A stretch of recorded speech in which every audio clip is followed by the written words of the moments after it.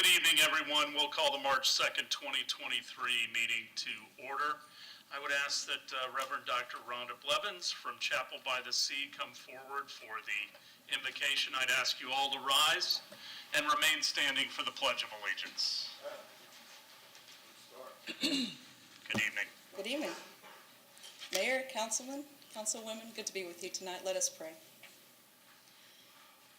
Holy One, known by many names and beyond all names, Spirit of life, Spirit of love, Spirit of community, Spirit of justice. Today we offer prayers for all who exercise leadership around us.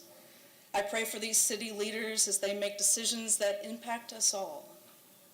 God, grant your grace that they might make wise decisions in matters that will have an impact on the education of children in our community, in matters that will have an impact on our environment, in matters that will have an impact on our safety, in matters that will have an impact on how we live with and relate to one another, in matters that will have an impact on the most vulnerable among us.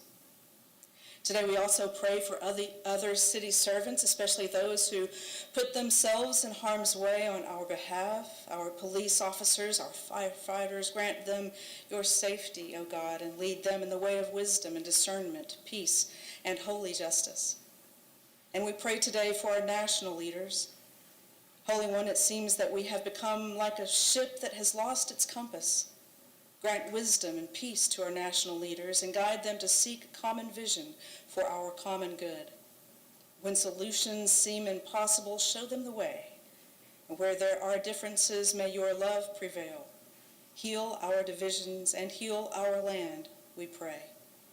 May it be so. Amen. Amen. I pledge allegiance to the flag of the United States of America and to the republic for which it stands, one nation, under God, indivisible, with liberty and justice for all. Thank you, Reverend. We appreciate you coming out tonight. Some people have filed in, so I wanted to tell everybody, if you plan on speaking tonight, either for citizens to be heard or during any of the agenda items, if you could fill out a comment card prior.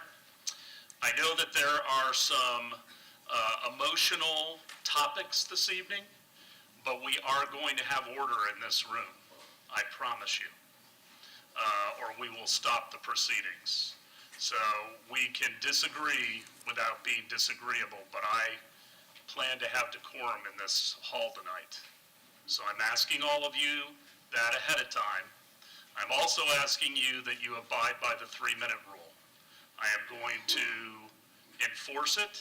It is the only way to make it fair for everybody. You could use less than 3 minutes, but I am not going to let anyone use more than 3 unless they have gotten time from somebody else.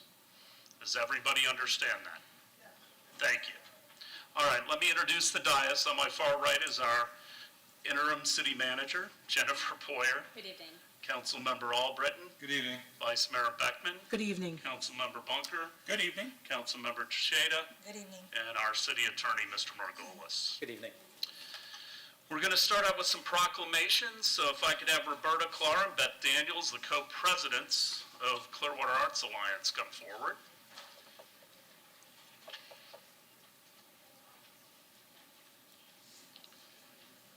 Ladies. Whereas the study and production of art leads to a fuller, more meaningful life, and whereas art education provides substantial educational benefits to all elementary, middle, and high school students, and whereas art education cultivates students' creativity, develops problem-solving and critical thinking skills by reinforcing and bringing to life what is learned in other subjects, and whereas art education teaches sensitivity to beauty, order, and other expressive qualities, and gives students a deeper understanding of multicultural values and beliefs. And whereas our national leaders, the National Art Education Association, the Florida Arts Education Association for a Complete Education Pinellas, and the Clearwater Arts Alliance acknowledge the necessity of including art experiences in all students' education. Now therefore I, Frank V. Hibbard, Mayor of the City of Clearwater, Florida, on behalf of the Clearwater City Council, do hereby proclaim March 2023 to be Youth Art Month in Clearwater and encourage all citizens to support quality school arts programs and experience the arts in their daily lives. Thank you. Thanks very much. Anything to say?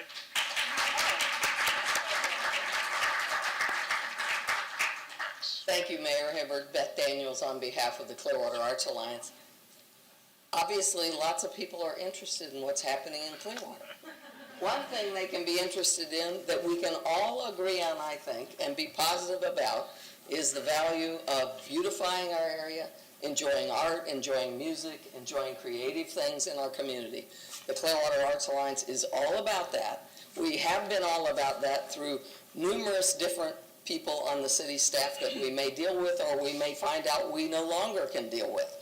However, us as volunteers go forward, and we are very anxious to have everyone who would like to participate, come to the arts exhibit that we're particularly showcasing. We've handed out the materials. It used to be in this very room, but it's all K through 8 students from the whole county, the best artists, and they are awarded they actually are a judged show, and they are so proud and pleased to be able to present their things. So that will be at Creative Pinellas, the opening reception this Sunday. The show stays open for several more weeks, so you have many opportunities. What's the show limit? When does it stay open to? The beginning of April. So you have a whole month to get down there and see the best art from your youngest students, including obviously many Clearwater citizens. And we have on the third Saturday every month our Public Art Walk, which we seek to highlight not only the cities but other private participants who have contributed pieces and installations of art, making our community more beautiful. So let's all get together and support something we can all be behind. Thank you very much. Thank you, ladies.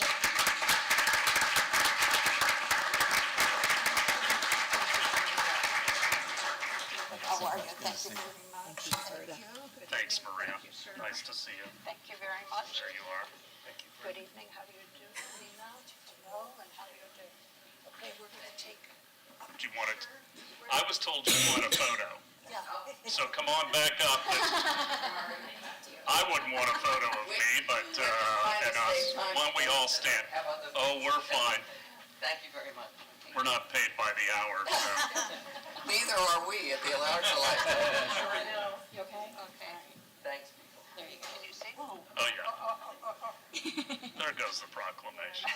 We like these. All right, ready? 1, 2, 3. 1, 2, 3. Thank you. Great. Thank you again. Good evening. Thank you. Thank you.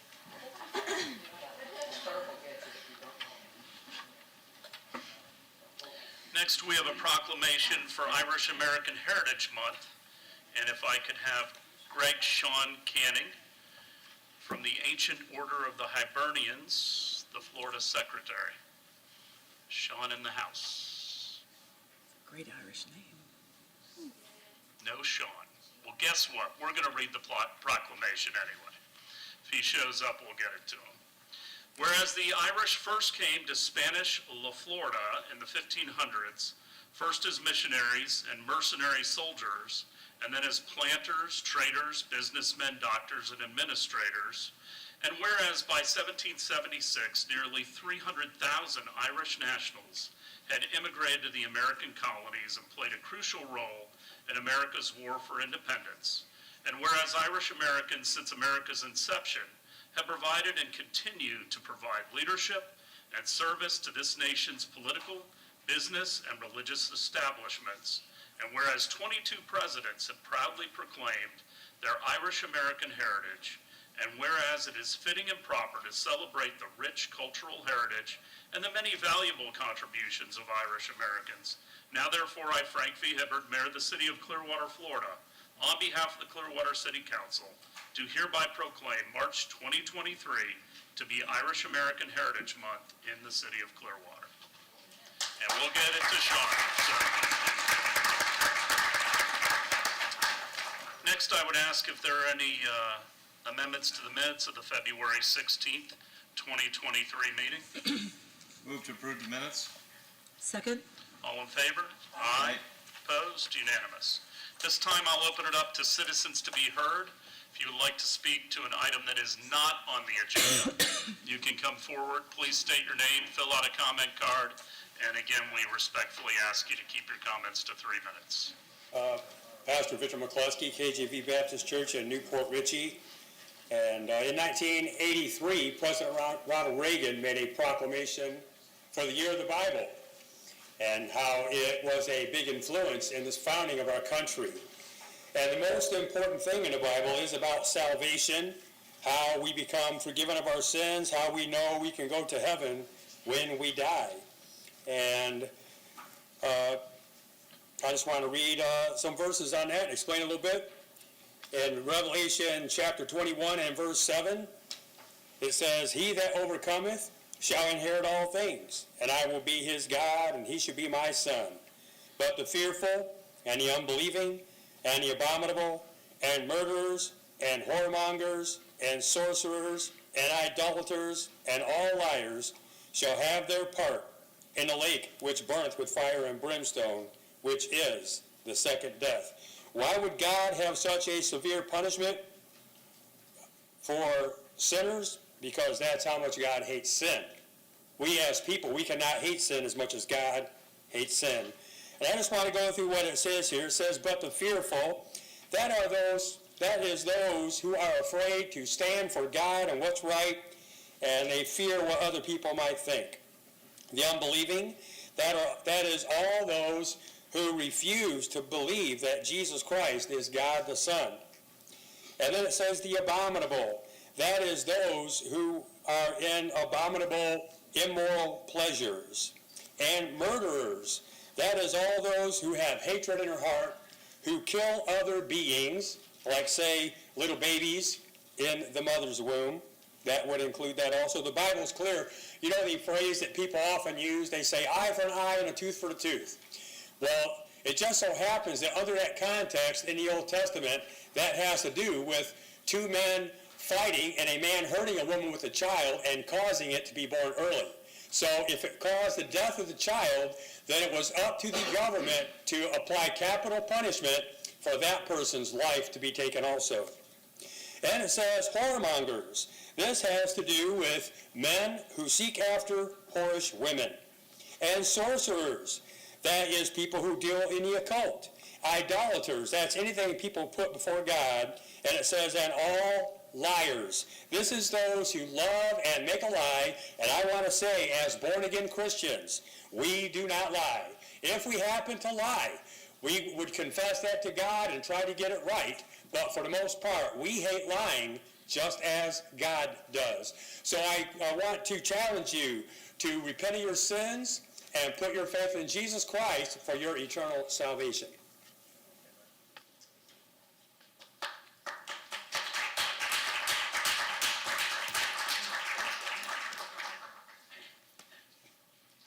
I'm Mr. Haluba, and I do not believe Ms. Poirier should be offered the permanent position of city manager. Clearwater needs a person who is untainted to deal with these many scandals that it's become apparent. Clearwater needs someone with new ideas. We need someone with new perceptions. We need someone with a background that has outside experience. And we need that to cause the change in course and promote the reforms that Clearwater so desperately needs. That is not Ms. Poirier. Ms. Poirier was formerly HR director, and employees that I have spoken with found her to be abrasive and condescending. And I have to say that's the way I've found her also. Ms. Poirier is the reason there's so many vacancies within the city of Clearwater. Mr. Halios and then Mr. Marabelli, they've departed since she was appointed, and I don't think that's exactly, two stamps of approval. Mr. Delk and Mr. Maxwell have refused the city manager position several times each. I guess that's because they, don't want to be anybody's lapdog. Filling any position with a now mandate causes that to be nothing left but a default choice. Default is defined as a failure. The search process must go on. Ms. Poirier is a worse choice for city manager, even if the other choice is none at all.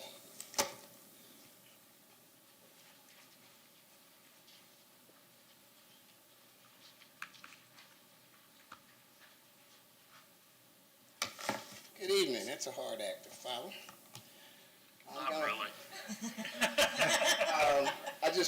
I'm not going to be long. I'm here, and, well, first of all, let me back up. Muhammad, if you could just state your name Yes, for the record. please. Forgive me for that, Mayor. I knew better, actually. It just was kind of overwhelming at the time. But good evening, Mayor, council members, staff. My name is Muhammad Abdul Rahim. I reside at 1028 North Madison Avenue, Clearwater, Florida. I'm here to speak on the issue of affordable housing, or what their lack of being affordable. I know that our city is one of the greatest cities that you can actually be in. Our environments, our beautiful scenery of a city has to speak to more than just our environment. It has to speak to the needs of its citizens. Most of our citizens that are here, that has been here, like myself, well over 30-something years, can't even afford to live in our city anymore. Cost of living has gone up, rental costs has gone up, even condo fees are being assessed. So some of the people that you've had in those condos for over 30-something years, they can't afford it because of the fixed income they're on. We have to do something about it. I just want to encourage you. Put it on your agenda. Talk about it. Come up with discussions, means and ways that in which we can deal with this problem, because I know most of you are intelligent people sitting up here. We have faith in you. We believe in you. So let us actually see the results of our belief. Thank you. Thank you.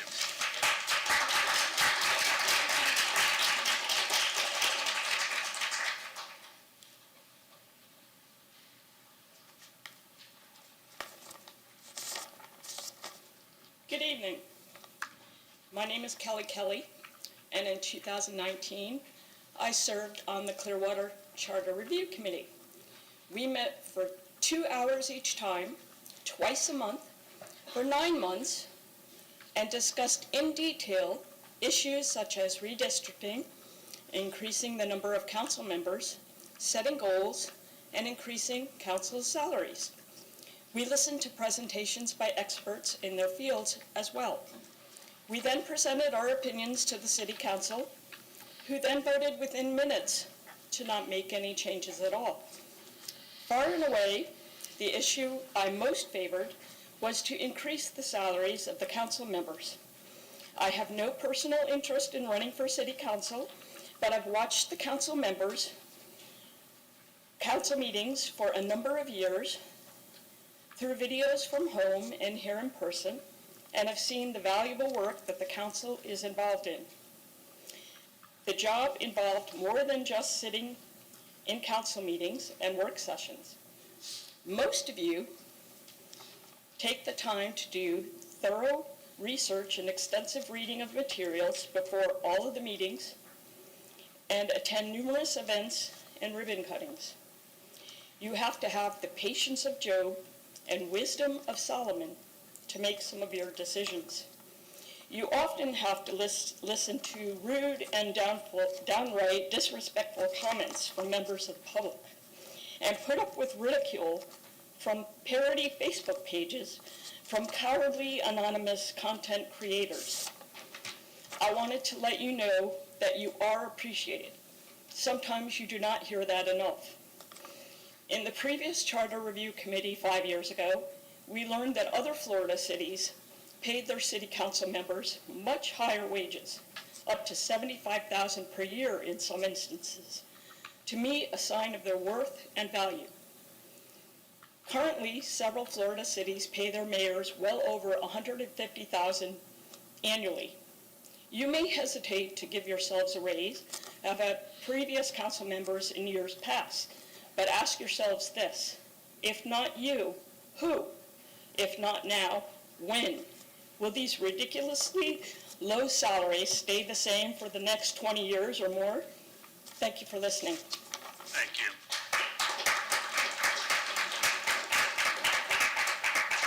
Good evening. I'm Beth Davis, a 38-year resident of Clearwater. I'm one of several speaking tonight on attainable housing. We expect council to keep housing on your agenda quarterly with updates on progress. We are asking you to fund assistance and development at a higher rate than in this 2024 budget you are working on today. We want the city website to be more candid about assistance, housing goals, and again, progress. We're asking for zoning creativity from staff for residents, accessory housing, garage apartments, tiny homes, duplexes, and more. Open the door for all of us to embrace the problem of housing. Lead this journey to success. Your leadership economically with banks and lenders could be a tipping point for down payment support, application for rent support, and more. You each have relationships through the chamber, community, churches, county, and more that could be strengthening our housing work collaboratively. Please don't point the finger and say it's not our lane. Some residents are stuck in their homes because there's no other place to live in Clearwater they can afford. Renters' rights are not even an expectation of our city. Landlord support, keeping people in their units, is not a value that council embraces. Mobile home communities have land leases being increased by hundreds of dollars a month, with their utilities now an additional expense. Our own utilities go up 3% every year until 2027, and you could pause that for renters in apartments. We surely have money in our Clearwater budget with our 200 employee openings and payroll not spent. Our 380-page budget with a general fund revenue of $170 million is planning the economic and housing budget down 1% because there's no significant change to the program. Ironically, in this same budget, we have an increase in property tax revenue of $8.2 million. We have money for housing. Clearwater is not alone in experiencing the lack of attainable housing and forced homelessness every day. This is a burgeoning problem that's ours. We should be planning to correct it together. There are too many silos on housing, too many agencies, too many forms for a person with a family and maybe both working to navigate. There is no one lane, and people are hurting. They're leaving and disappointed that Clearwater is no longer a place to live, work, and play. If we don't change, we will be a community aged out with no one moving in because they can't afford it. Our college students say they can't come here because there's no place to live when they graduate. The only problem with housing is that we didn't build enough. We didn't build the mix and assortment we need for all generations. It's time to make this a priority that we track together and deliver for our residents, families, seniors, and their children.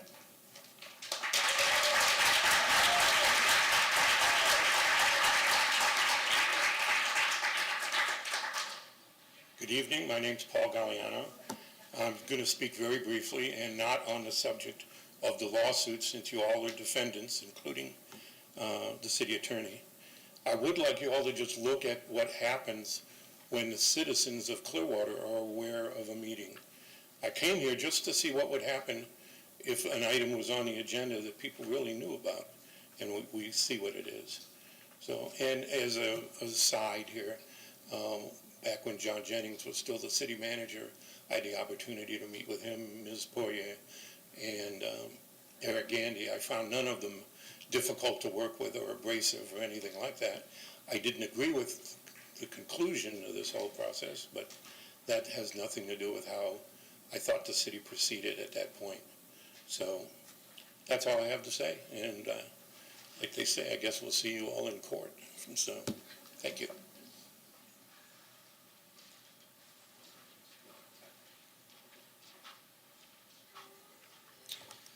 Hi all, my name is Nick Carey. I'm an organizer in Pinellas County with Faith in Florida, and since early 2021, I've had thousands of conversations with residents about what worries them most, and consistently, the number one thing that comes up is housing.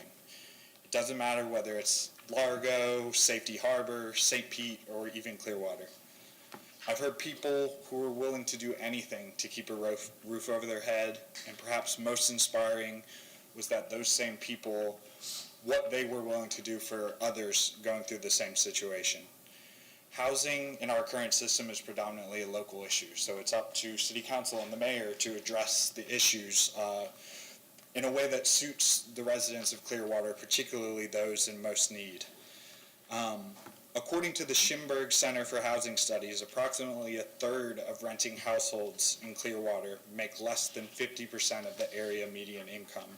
That's about $20 an hour or less. And yet these households account for nearly 55% of rent-burdened households in the city and 86% of households that are paying more than half of their income on housing. Only about 16% of middle-income residents are cost-burdened. Practically, the best thing we can do for both low-income and middle-income renters is to provide units appropriately priced for folks at the lowest income levels. Providing units at these levels will not only have the greatest impact on those who are most affected, but also take pressure off of those middle-income people, because people will be living in units that they can afford.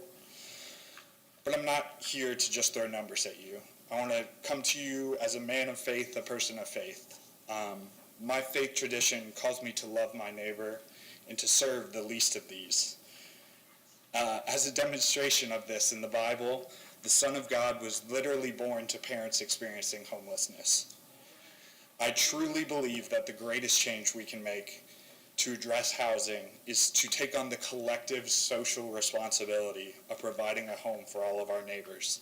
The market alone cannot account for this. Faithfully, we can show our love for God and serve God by loving and serving the most marginalized in our community and providing them with their most basic of needs, a stable roof over their heads. Thank you.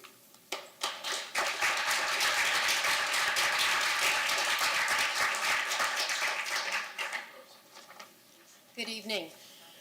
My name is Doris Reeves Lipscomb. I live here in Clearwater in the Del Oro neighborhood. My husband and I moved here 23 years ago from Tallahassee. I wish to talk about affordable housing in Clearwater. In 2000, we often drove by a public housing project on the corner of Drew Street and McMullen Booth. It was decrepit but occupied. The Drew Street project is long gone, but I still wonder where the residents relocated. When it was demolished, my husband and I did not ask if the residents were assisted to find new homes. We did not ask why new housing was not built for them, or why the property became the headquarters for Bay Care and the Calvary Church. We did not ask when the residents of shabby mobile home parks were made homeless by the sale and development of their communities on Gulf to Bay. But today I'm asking how we will ensure basic shelter for all our residents. The median cost of $1,267 for a one-bedroom unit and $1,692 for a two-bedroom unit in Clearwater are far beyond the budget of many high school and college graduates or the single mother earning $25,000 a year. Neither are these prices affordable for many hardworking young professionals. The 25-year-old nurse who took care of my husband at Meese Countryside Hospital last month still lives with his mother. Why? He must save money for future housing when he and his fiancée hope to marry. My friend, a naturalized American who immigrated from Brazil 2 decades ago, has 3 sons who cannot afford to reside in Clearwater. The sons are credentialed IT specialists. Even rental housing in Newport Richey is beyond one son's salary. He has moved back to Brazil once already to work remotely for an American company because he can afford to live in Brazil, but not here. For-profit redevelopment in Clearwater hurts many residents by displacing them. Dr. Anna Davidson Abella, an assistant professor at USF, said that housing is a primary need. People need secure shelter to become educated, employed, and stable to raise their families. I repeat, housing is a primary need. I congratulate Marquita Humphrey for her appointment to the Clearwater Housing Authority and Neil Brickfield, the new director of the Pinellas Housing Authority. They and we need to innovate to create more housing solutions through the current budget year and beyond. That is... Thank you. Thank you.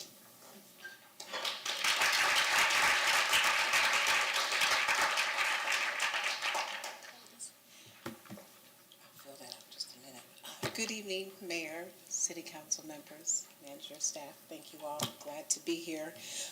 You all know I speak from the heart, but I do want to say I know many people tonight have shared with you statistics and numbers and things like that. I didn't bring any of that here because I know you all know that housing is a crisis right now. We are in a crisis, and I want to talk about what this looks like if we don't do anything about it. What this looks like is wherein as families could come together and support one another. So if your parents, we're all eventually, if God allows us to be, we're all going to get older, right? And we're going to need support from our family members. I had a lady from my church call me, and she said that she was sick, and so her daughter was moving back down here to try and help her with some care.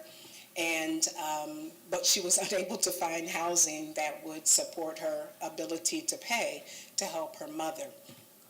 As a mother of children and 5 grandchildren, I want to be able to have that support of my family and be able to support my daughter and my grandchildren when she's in need, and she's in nursing school now. So some of those things I'd like to be able to do. I also have a family member who's had to move North County, and my other family member who wants to be able to assist her with the children and grandchildren can't do that anymore because now she's so far away. So let me just sum this up and say, we've talked about alternative housing, accessory dwelling units. And there are some other things that I really want us to really look at. I know we've talked about it. I want us to do something. I know people right now who are willing to have those set up in their on their properties to be able to, have those spaces. Maybe their children can live in those spaces until they can find other means of housing. So I just want us to know that we've got to do something now. It's going to be so detrimental if we do nothing. If we're looking at Florida becoming this state where only the wealthy can live, I'm sure you all are going to want to go to restaurants and hotels. I think we were at Opal Sands last week and the week before. Those people who work there and service there, they won't be able to afford to live here if we don't do something about housing. So I just say tonight, please and thank you if you will find it in your heart to push the button and do something to change the trajectory of the way housing or the inability to access affordable housing. Thank you so very much. I'm sorry, I got one more thing to say. The Word of God says, if you say you don't lie, if you say you have no sin, you lie, and the truth is not in you. That's for something that was said earlier. I'm sorry. Thank you.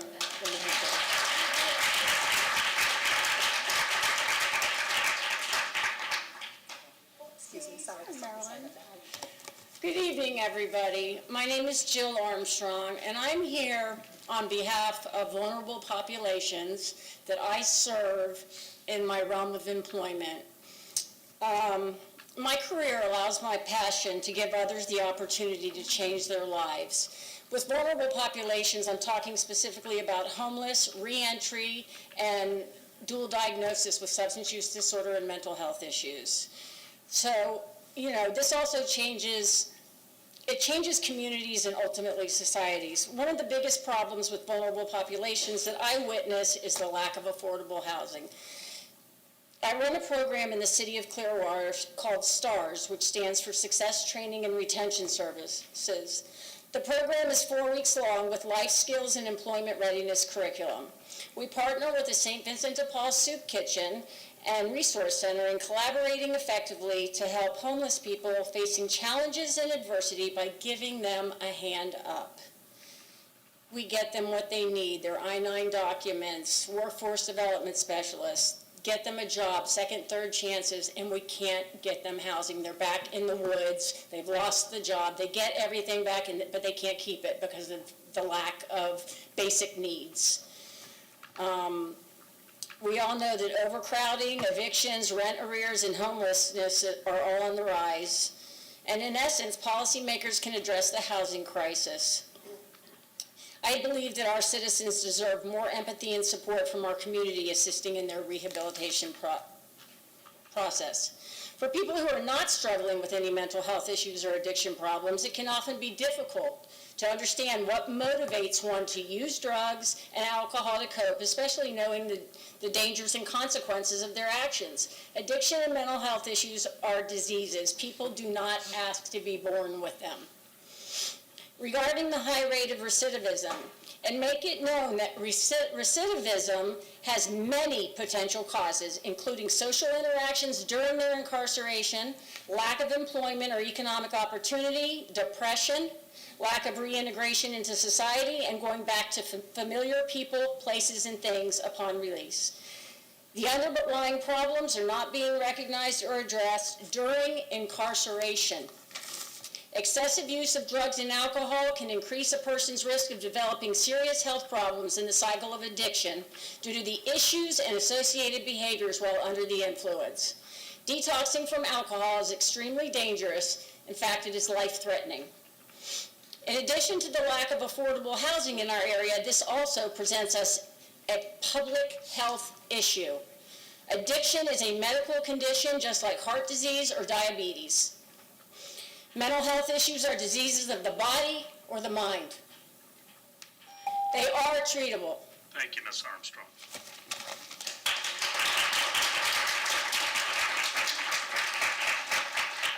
Anyone else for citizens to be heard?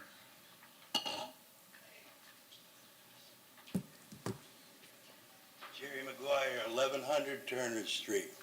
The last time I was in here, we were discussing the concentration camp that was down on Keene Road. I realized you did nothing about that. We were all in agreement that it's a concentration camp. Aaron Smith Levins, who growing up in Scientology, had taken pictures of it, had pictures in 400 square feet. You got wood beds in there. You can save on a gas chamber that way. You just light the thing on fire. You got 12 people, 400 square feet, you know, in the thing, probably unisex, you know, with the whole thing. But we'll move on from there to the Nuremberg trials, okay? The Nazi Party was not, they were not hung because the gas chamber, they were hung because of brainwashing. They knew that they were brainwashing these people into it. They never reached OT level number 2. Okay, so now we've got to dig them up and bring them back to life and hang them another 4 times to equal up to what you're doing here? Okay, let's move on from there. Let's move on to human trafficking. Well, you're sitting there in Tampa, sitting there with the issue. I'm watching 10-year-old kid sitting there in front of a 80-year-old, 90-year-old man. They're all in line, going to work, all dressed in their uniforms, okay? Right next to the Clearwater Police Department. Okay, let's move on to another one. I'm going to knock on the narconon, okay? She's stringing up drug problems, okay? One of them was up here the other day. They're in the building. It's Denise Miscavige, David Miscavige's sister, the DEA, they knew very clearly she was a crackhead, crack dealer, multi-level marketing crack. Let's get it straight. She gets $3 grand every time one person gets hooked to the drugs. They're going to go find the family members and just feed them the drugs to turn around and say to get the same kid. They're as devious and as horrible as it gets to with something like that. But the DEA knew it. No different than the fire department knew it. No different than the police department sitting right next door to it can see these little 10-year-old kids. I'm waiting for Denise Miscavige, some kid with a little stroller rolling down the road with L. Ron Hubbard books in it going to work, you know? So this is a problem you have, but it's the truth, though. It is multi-level marketing crack. One of them was here the other night. She was running out of the building. Lots of them are crackheads. They're all over the place, okay? So either way around it, they call them in Spanish, call them crackies. It's hitting on the rock. Any way around it, it's hitting on the rock. So you spend $100 million into this freaking donkey punching operation, the cult? You got 7 women lined up. 7 of them. They're claiming Danny Masterson completely raped them beyond belief. I mean, it's disgusting. And the way these people are treated, how many times we go over with the black people? L. Ron Hubbard hated black people, and you know it. You know it too. Stop lying. I will entertain a motion to raise our salaries. Just real quick.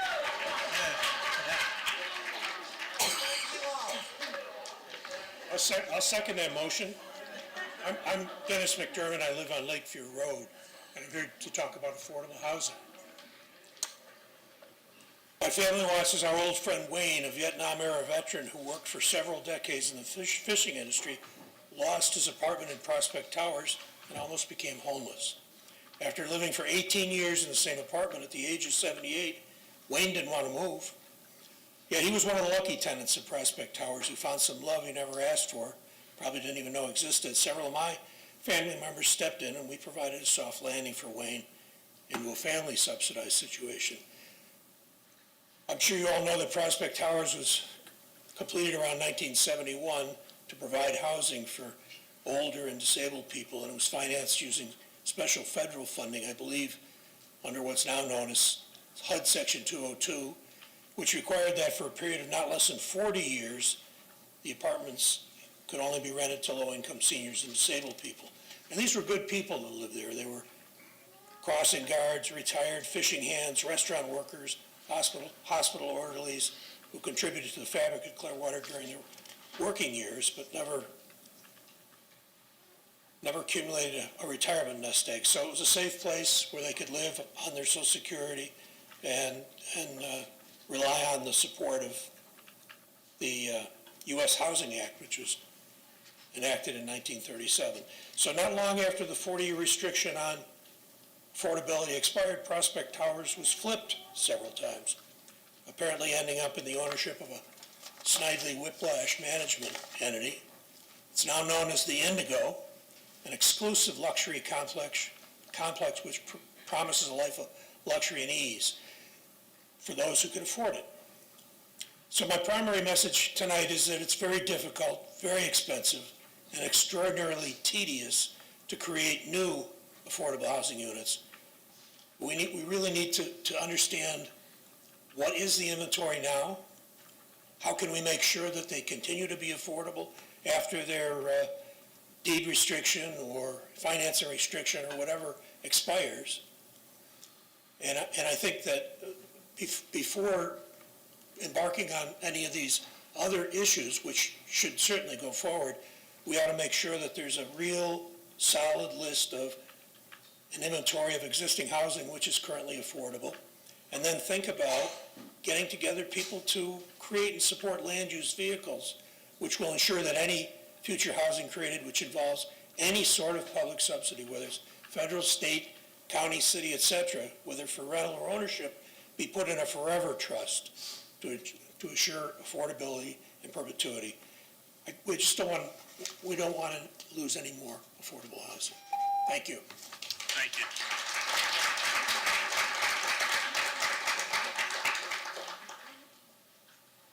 Good evening.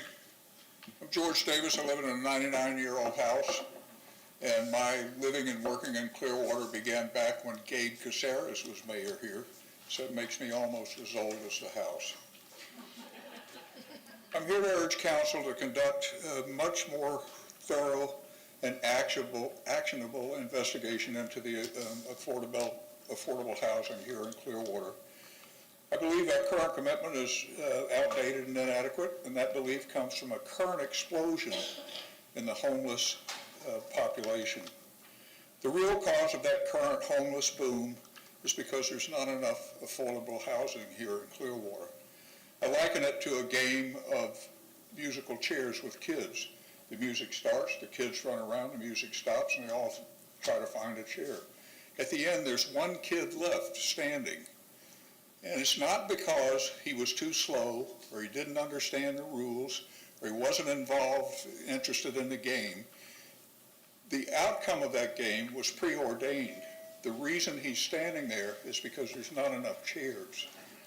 Right now, the population, the homeless population is booming here in Clearwater.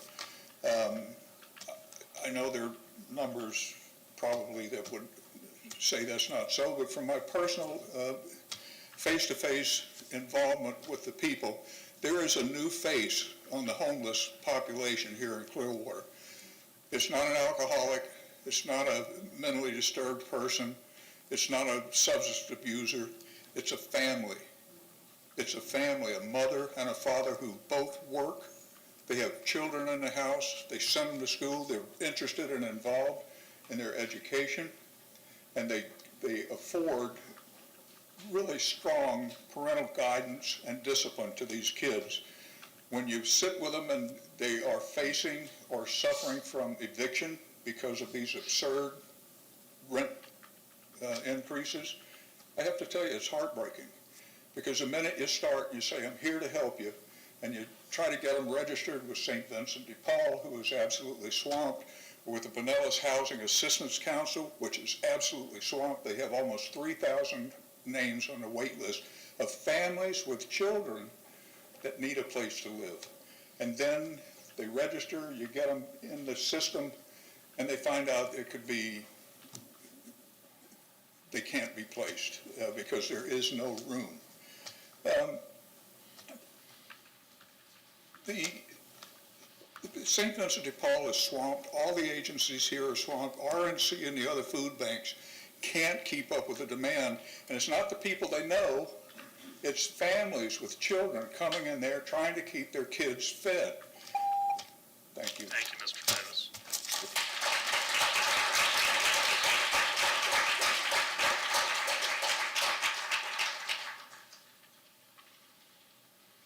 Lisa Lanza, Clearwater, Florida.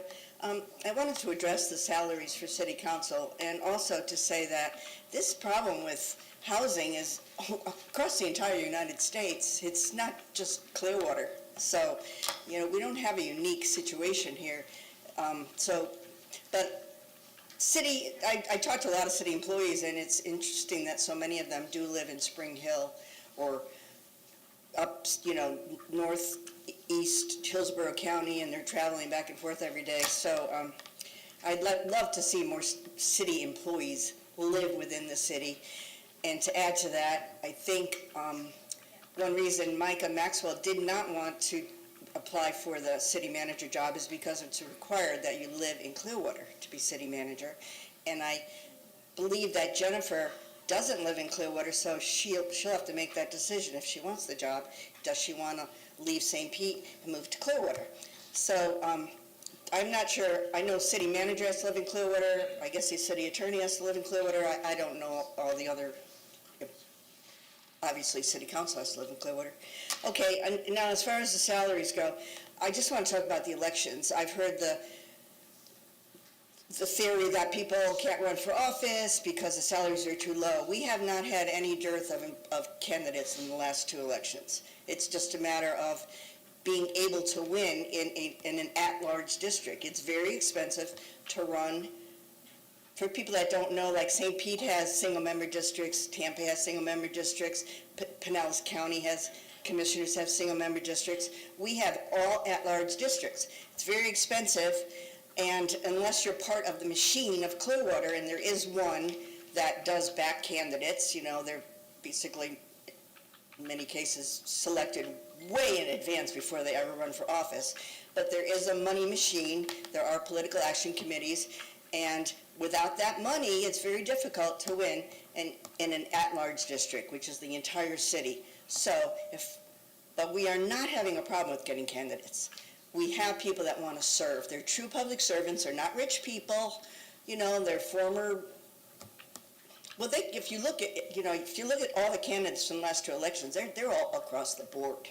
Many of them have served. Mike Menino, he served. unpaid as the chair of the Municipal Code Enforcement Board. That's a very difficult job. Some of the people serving on these citizen advisory boards, they're very difficult. It requires, and they're doing it free. And these are probably the very same people who would like to run for city council. So I was a public servant my entire life, and somehow you manage. You can manage on you got to manage your money. So anyway, I don't want to see salaries an issue for Thank you, Ms. Lynch. y'all. Thank you.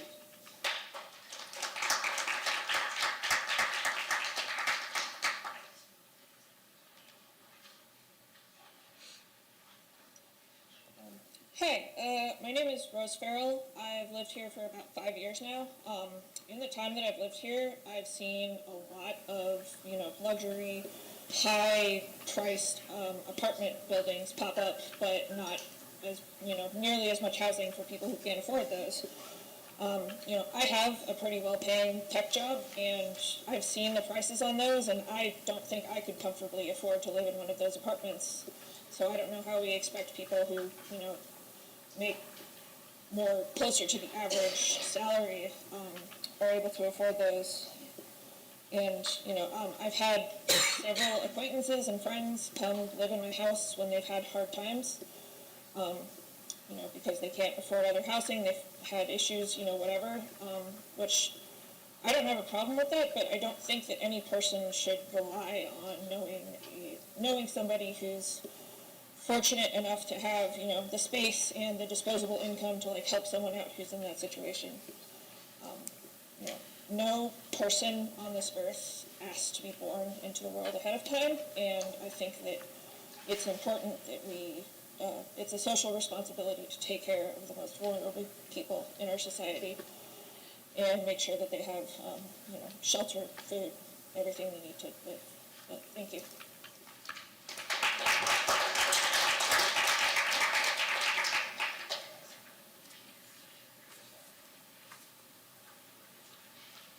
Hi, my name is James Griffith. I'm here to speak about increasing housing funding and building more sustainable communities, just like a few of the other people here so far. But in light of the first speaker, I really feel like I got to go off the cuff here. It's really weighing heavy on my heart. My wife, she just spoke. She has polycystic ovarian syndrome. It affects between 6 to 12% of women in the United States. That's around 5 million women. Having that disease, it makes it very likely that she would have an ectopic pregnancy. We both started our careers during the recession. We finally have money to buy a house, start a family. But the current abortion ban, the 15-week ban, ectopic pregnancies happen out to 16 weeks. They all end in failure. The woman dies horribly, it's internal bleeding if it goes to term. It's bad. Women are already suffering. Women are being forced to miscarry when they miscarry past 15 weeks. And it scares the shit out of me, the idea of losing my wife. And I'd really like to beg y'all, when you're thinking about making reproductive justice decisions here in Clearwater, Sir, if you're talking about the clinic, you need to wait. I'm not talking about the clinic. Okay. I'm talking about my personal home. I'm asking y'all to think about families, think about people who want to start a family here. We do. But it's not safe, as it already exists. So I gotta say that. I'm begging y'all to take that into consideration. We're taxpayers. We'd like to build our lives in Clearwater, but she will die if something more total is passed. Thank you. I yield my time.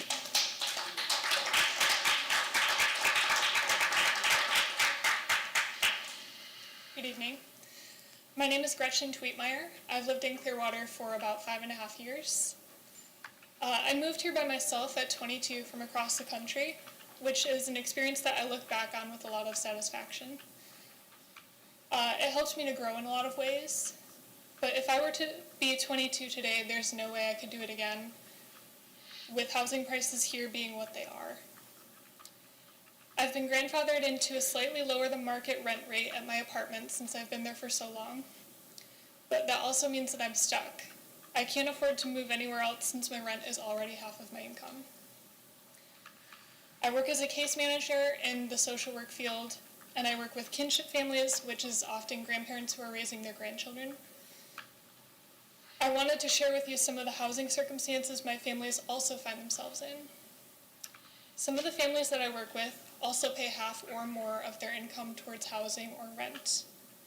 Some of them, like me, have experienced slower rent increases due to having lived in their current place for so long that they're now priced out of the market. Some of these relative caregivers want to move to a place with an extra bedroom now that they've taken in a grandchild or two, but they can't afford it, so the child is sleeping in the living room. Some of these relative caregivers want to apply for housing at a property that offers income-based housing rates, but some are age-restricted and don't allow children, and most of them are always at full capacity. Some of these relative caregivers would qualify for assistance through the housing authorities, but can't apply since waitlists are perpetually closed. It's painful as a case manager to do research and try to find housing options within my clients' budgets and have to follow up with them and tell them that I found nothing. As I'm sure you're aware, housing is a major issue not only in Clearwater, but in all of Tampa Bay and across the country. I wanted to share some real tangible examples with you about how this is affecting residents in the local community, and urge you to increase the amount of funding in housing in Clearwater's upcoming 2024 budget. I would also like to see Clearwater and City Council prioritize increasing the availability of affordable and income-based housing. With the significant population growth that's happened in the area in the last decade, we can't leave our low-income and working-class residents behind. Thank you.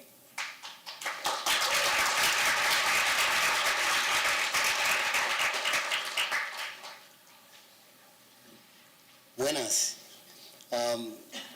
My name is Eliseo Santana. I'm president of the League of United Latin American Citizens, LULAC, and I'm also a long-term resident of Clearwater. And I have to say that as I'm here waiting my turn, I looked and this is amazing. You know, our republic functions, our representative republic works when we have people here. I remember about 10 years ago when I came to a city council meeting here, there must have been less than a dozen people. And so this is amazing and this is a good thing. I'm here basically to promote, to ask for you to give priority to affordable workforce housing. The rent, as everybody knows, has increased tremendously in the last few years, to the point that many of the essential workers, many of the individuals that go and work in the service industry in particular, let's say in Clearwater Beach, but throughout the city of Clearwater, have had to travel longer distances in order to be able to find an affordable place to live.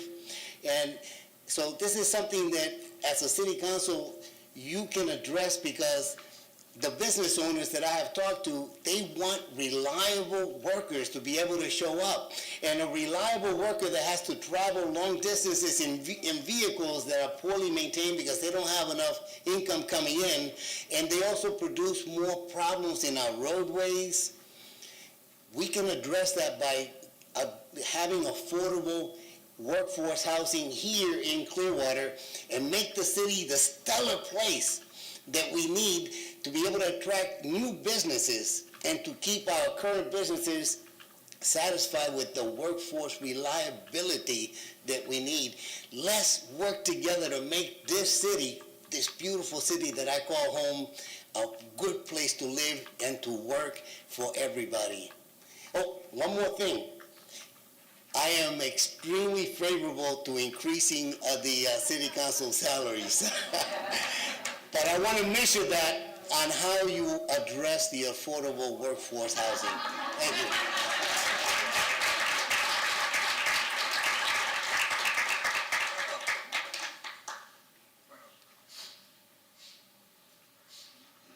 Good evening, Mayor Hibbard, members of City Council in Clearwater.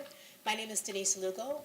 I work with the Florida Conservation Voters Chispa Florida program, and as a retired member of City Council in my hometown, I do appreciate everything that you do. I do believe in increasing that salary, but I also echo what my brother, Don Eliseo, has said.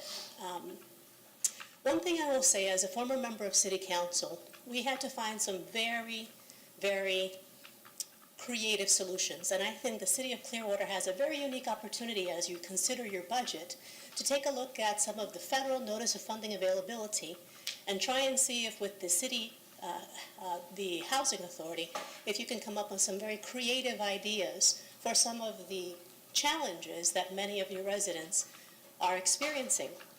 So I encourage you to take a look at the notice of funding availability through the federal government, especially since the budgets are aligned in a fiscal year.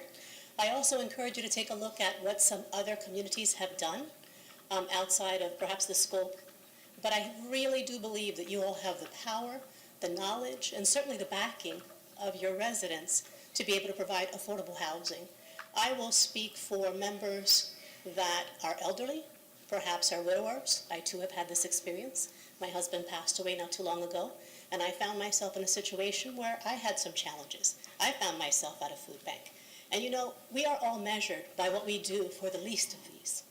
So I encourage you to keep your hearts open, keep your minds inspired about creative solutions for affordable housing, and keep in mind that you have the power and the support of members who live in your community who are only asking for something really simple, the dignity of having a roof over their heads. So I thank you for your time, and I yield the balance.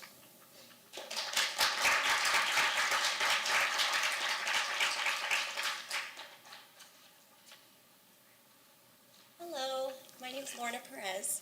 I'm a citizen of Pinellas. I just wanted to speak on a few really bad landlord things that have happened to me with just bad landlords, and kind of speaking about to resources that could have helped me as a tenant that I didn't know. So let's see. So having a landlord registry, I know that Hillsborough kind of adopted that recently. So having a landlord registry would have helped me in just repeated bad landlord after bad landlord that I've had to deal with. I had a house that I rented where maggots came out from under the sink. They had to make a hole in the wall, and there was just a hole to the outside. I didn't have a bathroom sink. And I just didn't know my rights. You know, I gave him a 30-day notice. I'm moving. At the end of the 30 days, the day that I was moving, he put an eviction notice on my door, and that stayed with me for years, you know. And if I would have known about the right to counsel, you know, if that would have existed, or just a landlord registry, because I got on Craigslist and I met other people that had dealt with that same landlord. You know, he had a property management and all of that. So, you know, I'm just here speaking from the heart, just like a few other people. I didn't prepare anything, but, you know, I just want to help tenants kind of understand, and I think that there can be resources to help tenants in these situations, and it would also be good for landlords as well. You know, we could reward good landlords. You know, I would like to start a family one day, and it just feels like, you know, my rent just keeps going up, went up 30%, you know, this year, 10% last year, and every time I try to make more money and just giving it all to the landlord. And so I guess that's all that I wanted to say, to speak on those two things, to help tenants know their rights. Thank you. Thank you.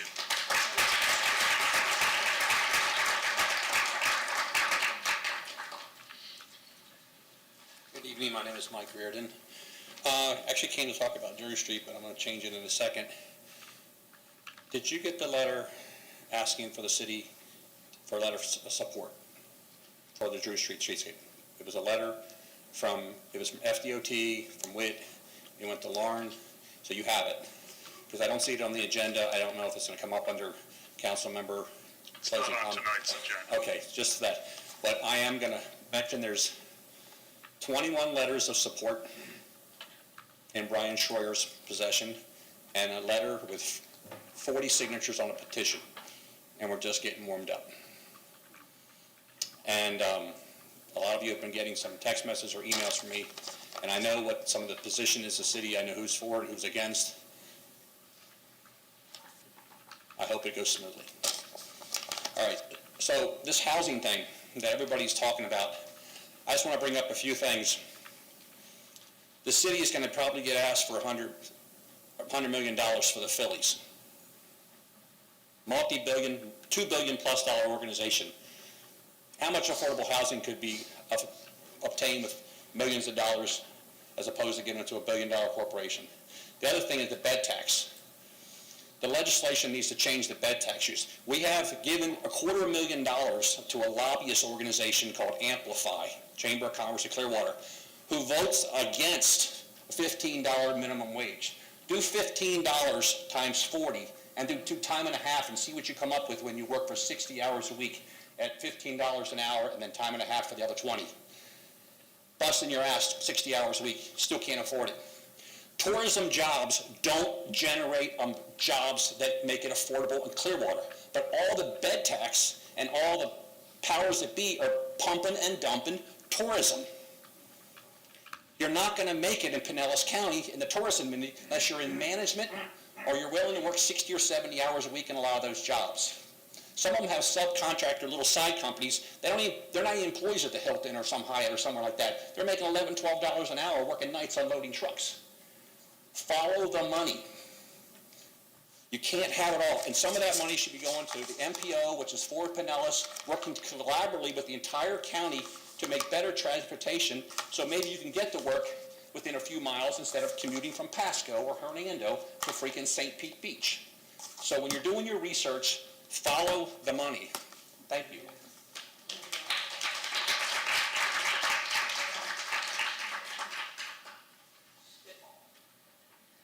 Anyone else for citizens to be heard?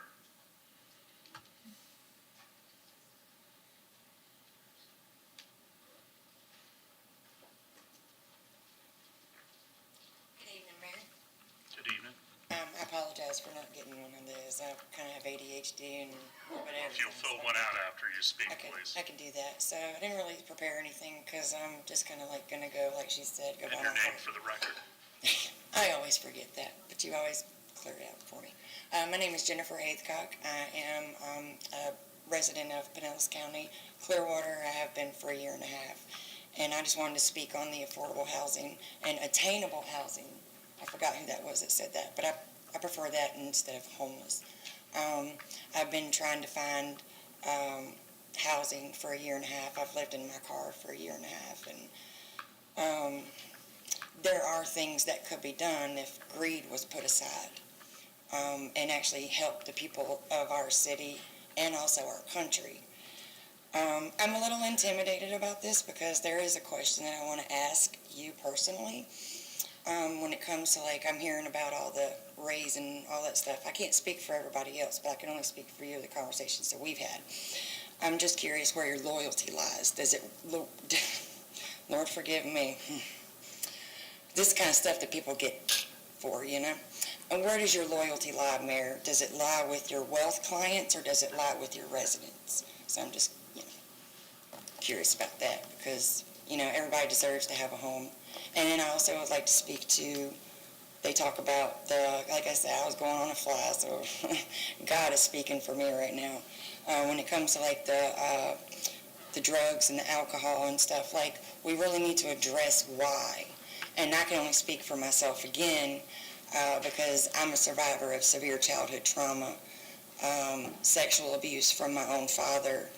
Thank you, Jesus, I don't have those memories. I mean, but we need to address that. And we also need not only more money for affordable housing, we also need more money for mental health, and because that is struggling as well. Like, there's not enough therapists and stuff out there for people to talk to, whatever. So, but I just wanted to, I took the time to come to the meeting and was hearing some things and stuff, and just wanted to, come and do my little babble and stuff, so, and just be heard, so, but thank you. Have a great night. Thank you. Anyone else for citizens to be heard? Otherwise, I'm going to close it. So as far as my salary, I give an awful lot of hours to the city. I'm not asking for a raise. That was a joke earlier. Any raise that would be given wouldn't apply to me because I'm leaving in March. But if we calculated how many hours most of these folks work up here for the city, they're probably not making minimum wage. So we don't do it for the money. We do it because it's called public service and we want to see our city improve. I do want to make a comment about what was previously Condon Gardens, because some of the things that were said there were incorrect. That was owned by the Clearwater Housing Authority, which is a pass-through organization that gets money from the city and also from the federal and state government, but we do not directly control it.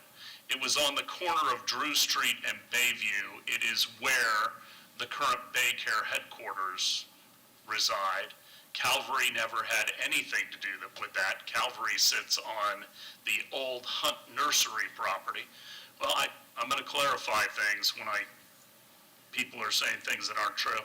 And the reason the Clearwater Housing Authority moved from that site was the stormwater needs. Those houses flooded consistently. And the stormwater needs for that site were so enormous that it made building more affordable housing there financially infeasible. They also were going to have to underground the utilities. And if you go to that site today and see Baycare, you will see a retention pond that runs the entire length of the property from east to west on the southern side of that property. And that was to take care of all the flooding issues. And Clearwater Housing Authority went to HUD to get the ability to sell that property and then to use it for other affordable housing throughout the city. So that's just the history of that going back. All right, I'd ask if there are any citizens to take items off the consent agenda, items 7.1 through 7.7. Seeing none, do I have a motion? Motion to approve consent agenda item 7.1 through 7.7. Second. All in favor? Aye. Opposed? Unanimous. 8.1. Approve the annexation of the land use map designation of residential low and initial zoning atlas designation of low medium density residential for 2635 Woodrum Drive and pass ordinances 9659-23, 9650-23, and 9661-23 on second reading. Good evening, Gina Clayton, Planning and Development. This is a voluntary annexation request that you approved on first reading back in March. It's back on your agenda because we delayed second reading because of construction of a new home that has been completed.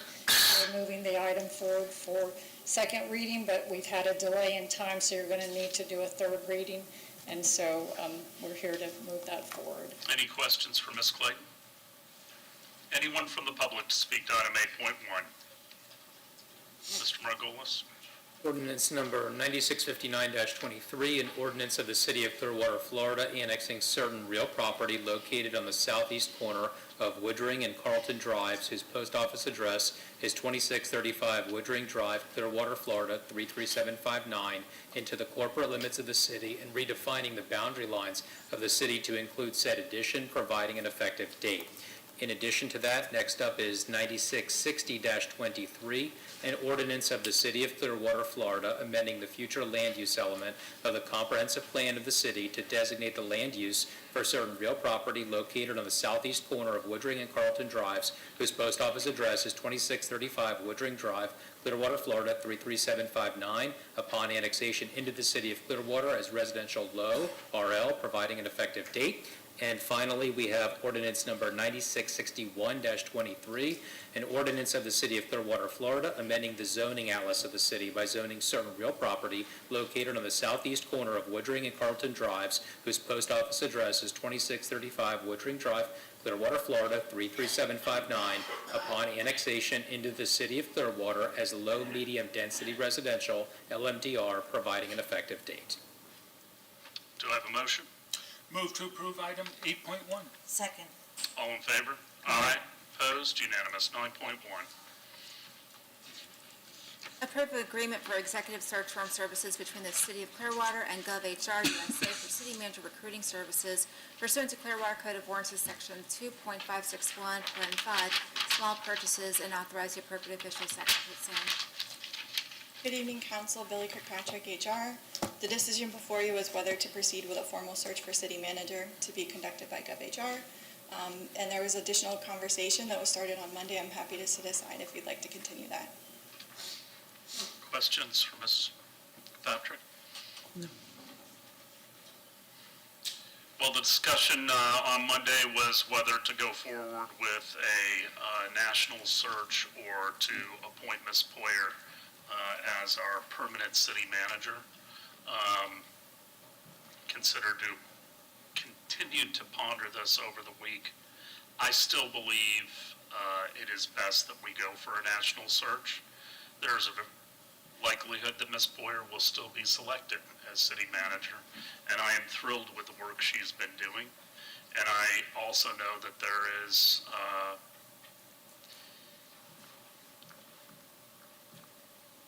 some concern, obviously, internally when we don't have a permanent city manager. It makes it more difficult to fill some of the director positions.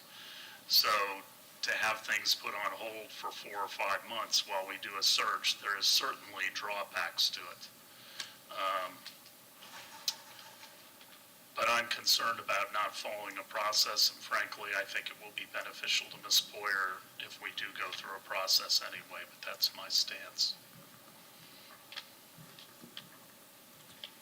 Other questions or comments?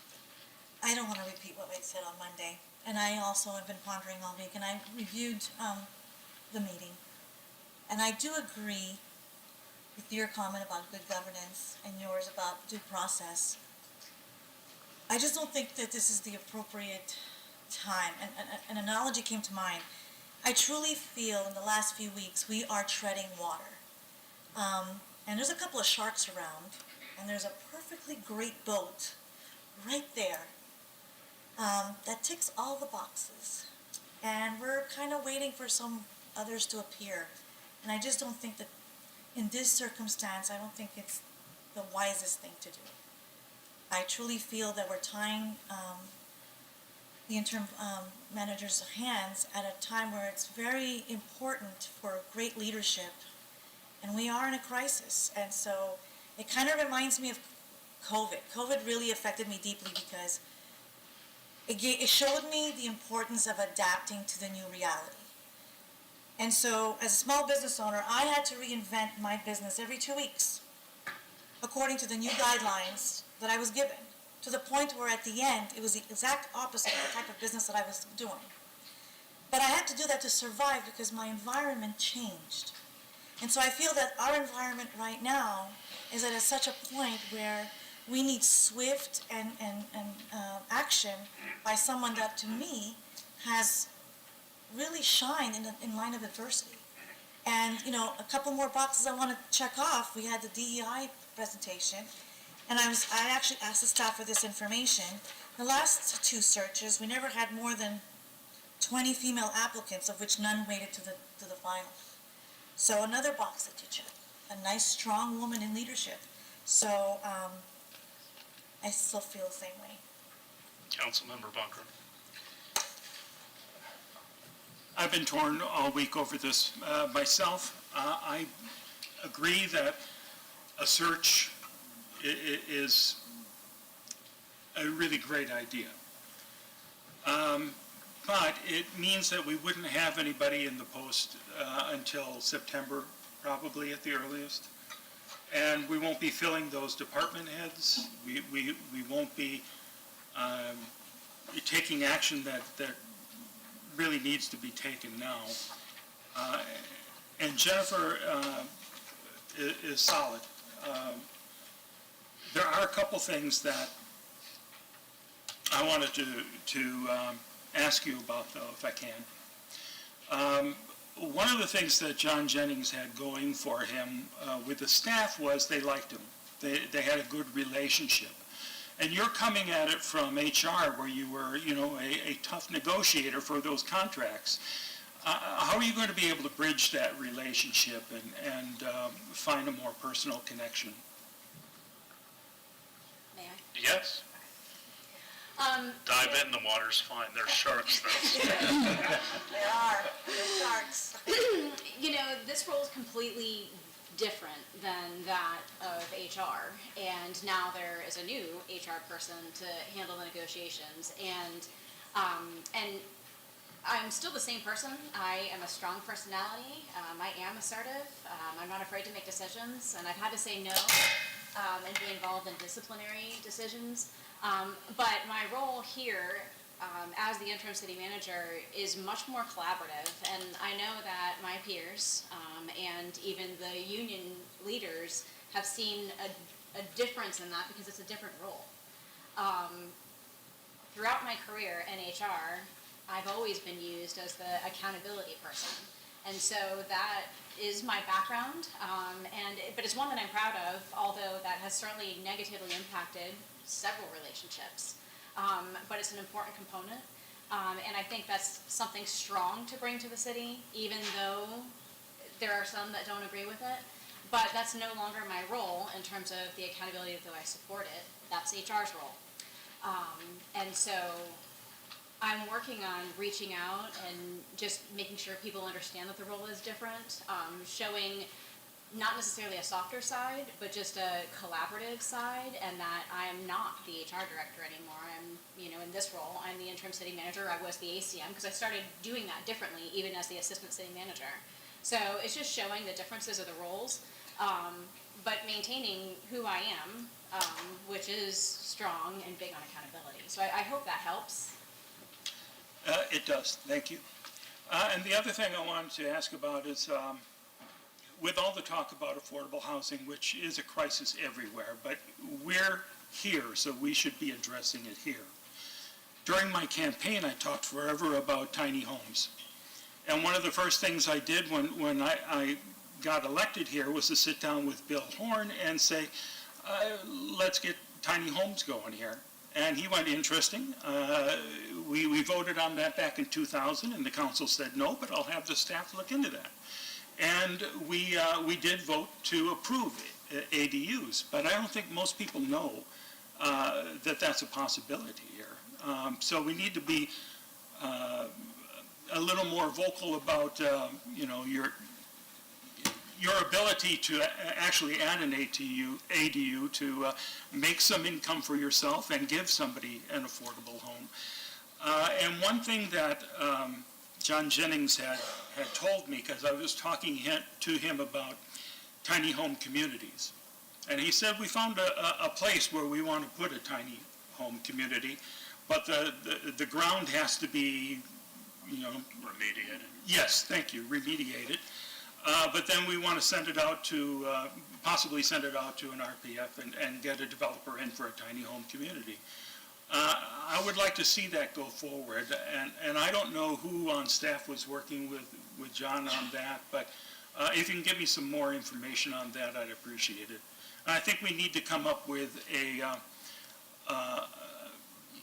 some cross between a nonprofit and a corporate sponsor and the city to actually create a program where we can build affordable housing that people can rent, and after 10 years of renting it, they own it. And money from this can be used to build more tiny homes. Not that the entire city is going to be tiny homes, but it is one solution to a segment of the problem. And I think it's one we really need to explore more directly. And that's why I sent you an email last week about a city that's using tiny homes for, I believe, the homeless situation. And they're not just for homeless. So I don't want to give the impression that this is what I'm promoting. But there are uses for them. So I am of the mind that it's probably a good idea to get on with it.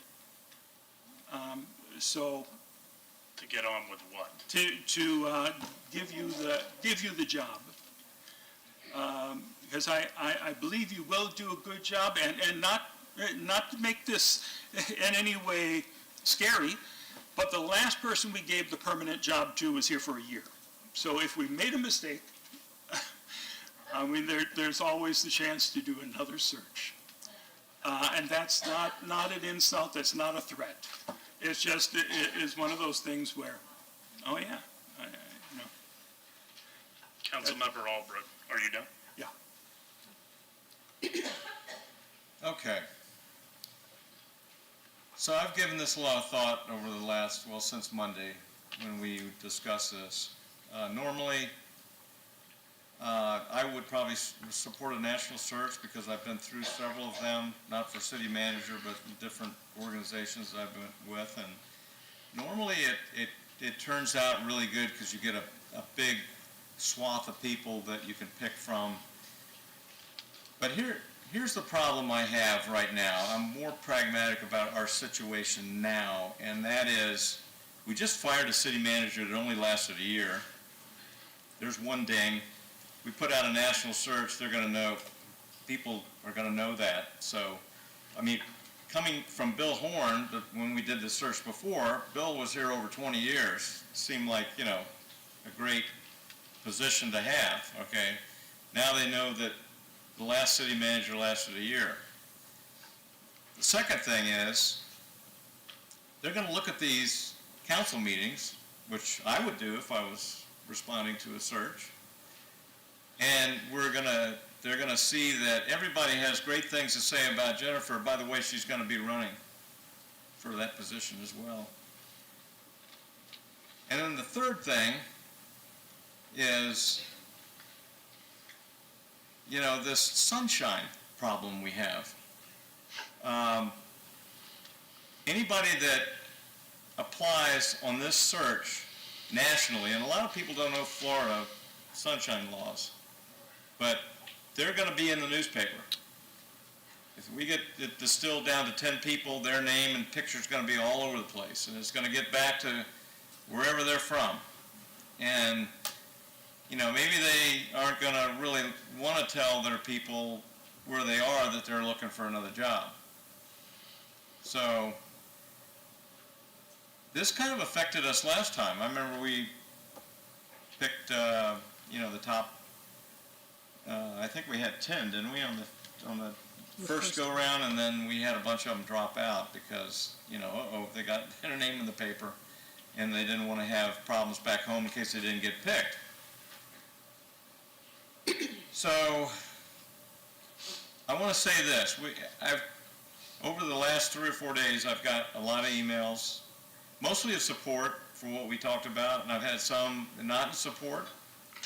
That's fine. I've listened to both sides, but I still maintain that Ms. Poirier has been put into an interim city manager position, and she came in without knowing we were going to get hit with 3 things: recycling, tree program problems, and then, you know, every day there seems to be something that pops up that she has to deal with. And she's handled everything with professionalism, and I'd say, you know, she could have hid some things, but she didn't. She called the paper and said, hey, we've got an issue. Here it is. Put it out. So everybody knows. She put it out there to be transparent with everyone, because we did mess up. So to me, I think she could do this position very well. The other problem that goes into my decision-making is we have a lot of positions open in the city of Clearwater that aren't going to get filled, but unless we have a captain running this ship. An interim captain is not the same as having a city manager. An interim city manager is not the same. And so if we're trying to get department heads to run our departments, to make the city run better, it probably will not happen until we go through the process, which again could be August, September. I think we need to have a captain right now, and as far as I'm concerned, we have one right here. So I'm still leaning toward that, and I think we probably should have some public comment on this as well. I'm going to open it up to public comment. I want to say one thing before I turn it over to the Vice Mayor. You know, this city is not in crisis, okay? I take exception with that comment. I really do. The things that get headlines have to be fixed. There are so many functions in the city that are operating perfectly on a daily basis.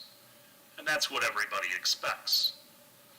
The problems that have occurred, like the recycling, like the tree program, have been identified, they're being fixed.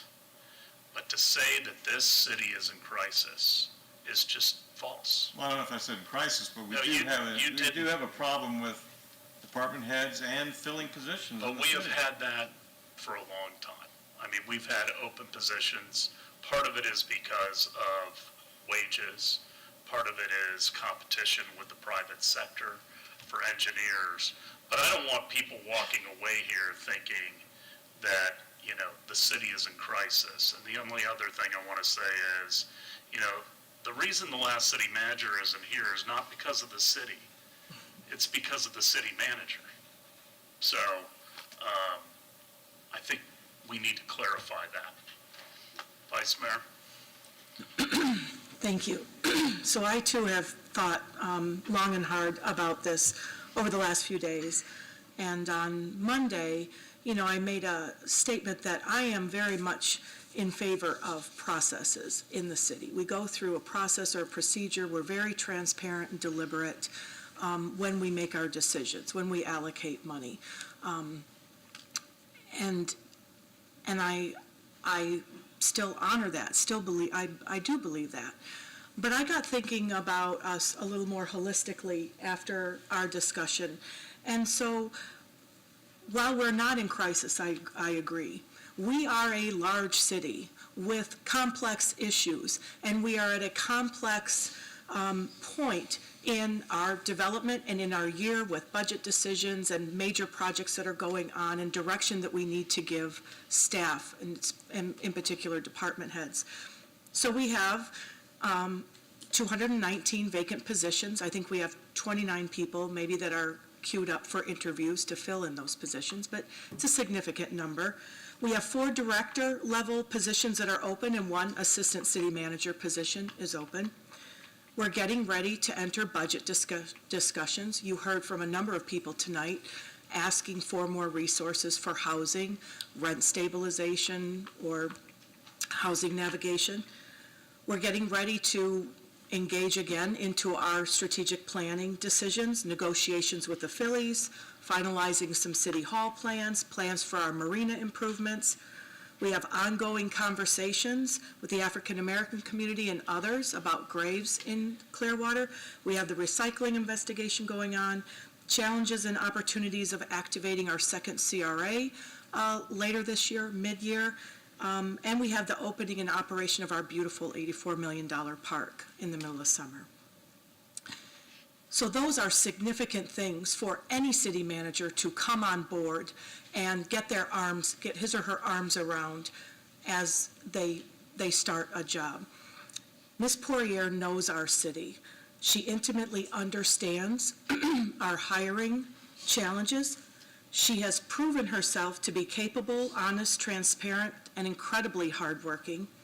Ms. Poirier meets the minimum requirements we set forth in our current job description, except for the ICMA certification, which she can begin that process of acquiring when and if she enters that manager's position. And so while I do have concerns about the process, I absolutely value and respect a transparent process in our decision-making. But I took the opportunity between Monday and tonight to have an extended conversation with Ms. Poirier and asked her more in-depth philosophical questions that were patterned after and expanded upon by our last city manager search. And at that time, we had city manager applicants that recorded, I think it was about a 15-minute interview, video interview, that we got to see, and then we met with the finalist one-on-one for an hour conversation. And so I spent at least an hour with Ms. Poirier discussing a number of things. So I asked her questions. While I know that she's been very competent and transparent and honest in the last few months, I didn't have a grasp on some of her philosophical feelings about city management and her management style. And so I asked her about her leadership and management style, her approach to public outreach, community engagement, and seeking community input. We discussed neighborhood and downtown revitalization and redevelopment, capital projects, facility planning, funding and infrastructure and building improvements. We discussed strategic goal setting and planning. We discussed the concerns I have with Clearwater residents who may be unhoused or facing homelessness. So we discussed a number of key issues, and we discussed her approach to departmental leadership and accountability, and finally, what method, strategies, or approaches she sees as most effective in ensuring open, candid, accurate, and essential conversations, communication with elected officials, focusing on facilitating understanding. And one thing I had that I'm interested in is utilizing workshop meetings to allow candid and evidence-based discussions to reach the best discussion or decisions. So those were some of the things that I followed up with, and I thought, those were the kinds of questions I would be asking any candidate, and I have a comfort level. And I also have had a number of residents, I had 3 residents that reached out to me who had been former headhunters or worked in HR, and they kind of echoed my sentiments that, someone who is honest and transparent and their work style, you can't capture that on an essay answer, 3 or 4 paragraph paper response. And when you sit down one-on-one, a lot of times it all sounds great, and we have evidence that it is great with Ms. Poirier here. And so I think, for reasons echoing what Councilmember Albritton said and Ms. Teixeira, Councilmember Ms. Teixeira and Bunker, I think it's wise to appoint Ms. Poirier as our city manager. And as Mr. Councilmember Bunker said too, she needs to move into the city, and it's an at-will position, which can be a little scary. But I have every confidence she'll do a fantastic job. So I'll open it up to citizens to be heard.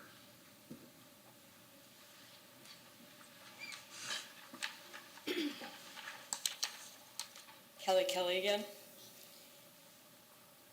I'll be the first to admit that I was all for the national search. Nothing against you, Ms. Poirier. I just thought that you needed someone with big city experience, not so much of a narrow HR experience, but I was so impressed with you after reading an article in the paper that you caught this recycling thing. The former city manager did not catch that after a year here. So impressed. So I've completely changed my mind, and I'm very happy that it's a woman, not to be sexist in any way. But yes, so I've definitely changed my mind. I have full confidence in all of your opinions, especially after listening to Mr. Albritton and Mrs. Beckman, after listening to your in-depth interview with Ms. Poirier. So I completely support that. Thank you. Thank you. Well, this is actually the reason I did come. My name is Mike Reardon. I'm glad to see that I don't have to really beat y'all up, because we got the supermajority. If somebody flips in the next few seconds. Today is the first time I ever talked to you when I asked you if you got the letter. I don't know her. I do know she's probably 20 years younger than me, so if she's a city manager until I'm in my 80s, then I won't care who's after that. But I did do headhunting and recruiting for 10 years. Corporations have a love-hate relationship with headhunters. I actually had my own company for 8 years, but after 10 years of sitting and talking on the phone and the computer, I decided to go in retail. Big move. There's a good time, it was mentioned, there's a good time and there's a bad time to be doing a search. You really don't want to do a search when you've had a lot of turmoil, but you also don't want to do a search until you've ruled out all your internal candidates. And this city had an opportunity. I don't know if she wanted the job, but we had a city manager named Jill Silverboard who would have been assistant city manager, who I think would have been a great city manager, who happened to be a woman too. And now she's like number 2, I think, with the county, and she was a finalist for the county's top job. and now things like number 2. So I think we missed that opportunity. I like Mr. Jennings. I only talked to him once on the phone. We were scheduled for lunch in January, and that didn't happen. But I think it's time, and I think I mentioned to 4 of you, I didn't mention you because I knew you want the search, but 4 of you got my text today or yesterday that if you Google and look into HR is not what a lot of people think it is, just making sure you get jobs filled, managing benefits. HR, they're like the internal affairs, they got their pulse on everything, and if somebody has spent 4 years or 5 years in our HR department up until December, and then they fell into this job, they know what's going on. And we've had a lot of turmoil and problems, but I do agree with the mayor, we're not in crisis. We got tons of money. We got extra double reserves. You want to see a city in crisis, look at a city in crisis who's trying to figure out how to get the money to fix problems. We have the money to fix our problems. We got a bond rating that's fantastic. We're not in crisis. We have some family turmoil, and every family has turmoil. And I think our new leader of our turmoil, I don't think I'll get a Christmas card if she gets hired, but I want to be the first to potentially congratulate you. Thank you all. Have a good night. Thank you.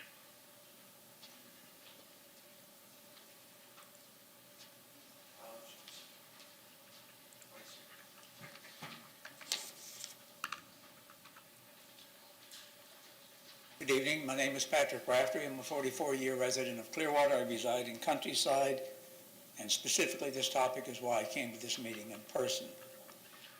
I did hear the suggestion that we consider Ms. Poirier as from interim to the permanent city manager, and I thought it was outstanding. I'd like to thank Councilman Texera for making that suggestion.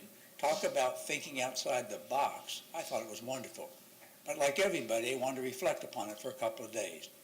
And I did that.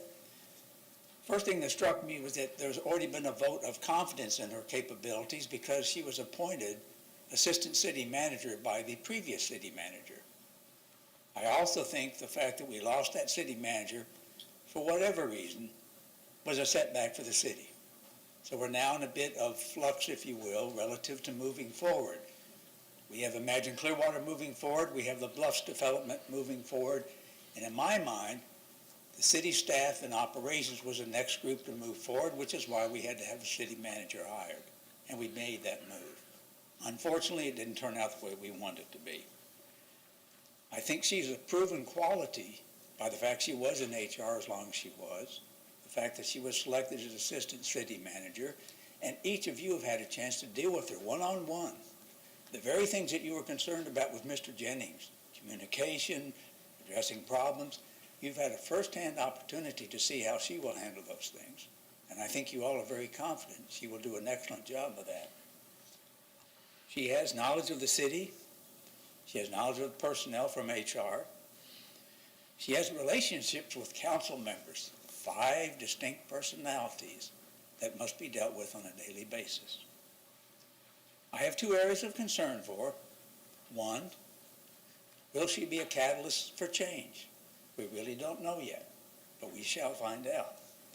Secondly, will she be innovative in dealing with the Church of Scientology as we address undeveloped properties in the downtown Clearwater area that are a significant problem for us? Again, we'll get an opportunity to see that. I would suggest decisions that she makes, actions that she takes, will tell us how well she can do those things. In another note, every one of us that have been promoted to positions in our careers have never had all the qualifications for those jobs. We've probably sat back and said, I've never done this, I've never done that. Why did you select me? We selected you because of those things that you have that we think you will be successful in that job. No, you haven't done those things, but we think you're capable of doing them. And that's why we promote you. Every promotion has got those dangers. Finally, I will say this, as I was told many times in my career, the proof will be in your performance. If you perform well, you will be retained. Thank you, Mr. Rafferty. If not, the search can begin. Thank you. Here, here.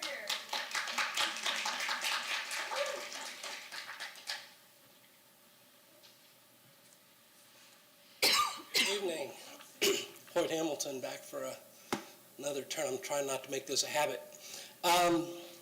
First off, I'd like to say Councilmember Albritton stole a lot of my thunder, and a lot of that is because David and I get a chance to speak a lot with each other now that we're no longer handcuffed by the Sunshine Law. So I'm not going to reiterate some of the points he made, but I will say, Ms. Poyer has shown her ability by the way she's tackled some critical issues head on. But what she's done to this point, and you all have praised her at the work session on Monday, she's done it all with one hand tied behind her back because she's got that word interim in front of her title. When you take that interim away, she can hire a quality assistant manager to the vacant position. She can interview quality candidates for the directorships that are open. So that is a vital part of the city. The city is not in crisis, you're right. But with a full staff and everybody having restrictions taken away, the city can move forward even more efficiently. As I said, and I've said to David, and he brought it up, I really think it wasn't an issue for us for 20 years, because 22 years ago, I was on the council that appointed another assistant city manager to our city manager position, Bill Horn, and he lasted 21 years. So, but it wasn't a blip on our radar screen for 20 years, but the quality of applicants that cities in Florida get when they do an executive level search is diminished, I believe, by the Sunshine Law. And I think it is time for us to make a legislative priority to get with our legislators in Tallahassee and take that level of executive search away from the Sunshine Law. Let us get quality candidates that are interested. If I'm a rock star city manager in Little Rock, Arkansas, and Clearwater is attractive to me, I'm going to hesitate to put my name in if I don't want the people in Little Rock to know I'm even thinking about it. Now, if I make the final 3 or whatever, then that's fine. But for my name to be public record right from the start, I don't think that's a good thing. I think it inhibits the quality of the candidates you get. We got a good one here that I believe can do the job, and I think you should not approve 9.1 and just go ahead and take the handcuffs off. Thank you. Thank you, Mr. Hamilton. Anyone else to speak to this item? So, first of all, I can count at least to 5. And what I want to say, Ms. Poyer, is my belief in going through a search is no reflection on you whatsoever. I understand. We had the discussion literally when we appointed you that may be the best thing. So that'll be a 5-0 vote without hesitation. Mr. Margolis, we can deny this item or just amend it to not look for a search firm and to take the interim title off of Ms. Poyer's. So 3 comments on this. So first, procedurally, I think the cleanest way to deal with this from the minutes and for the record would be for a council member to make a motion to postpone this item indefinitely.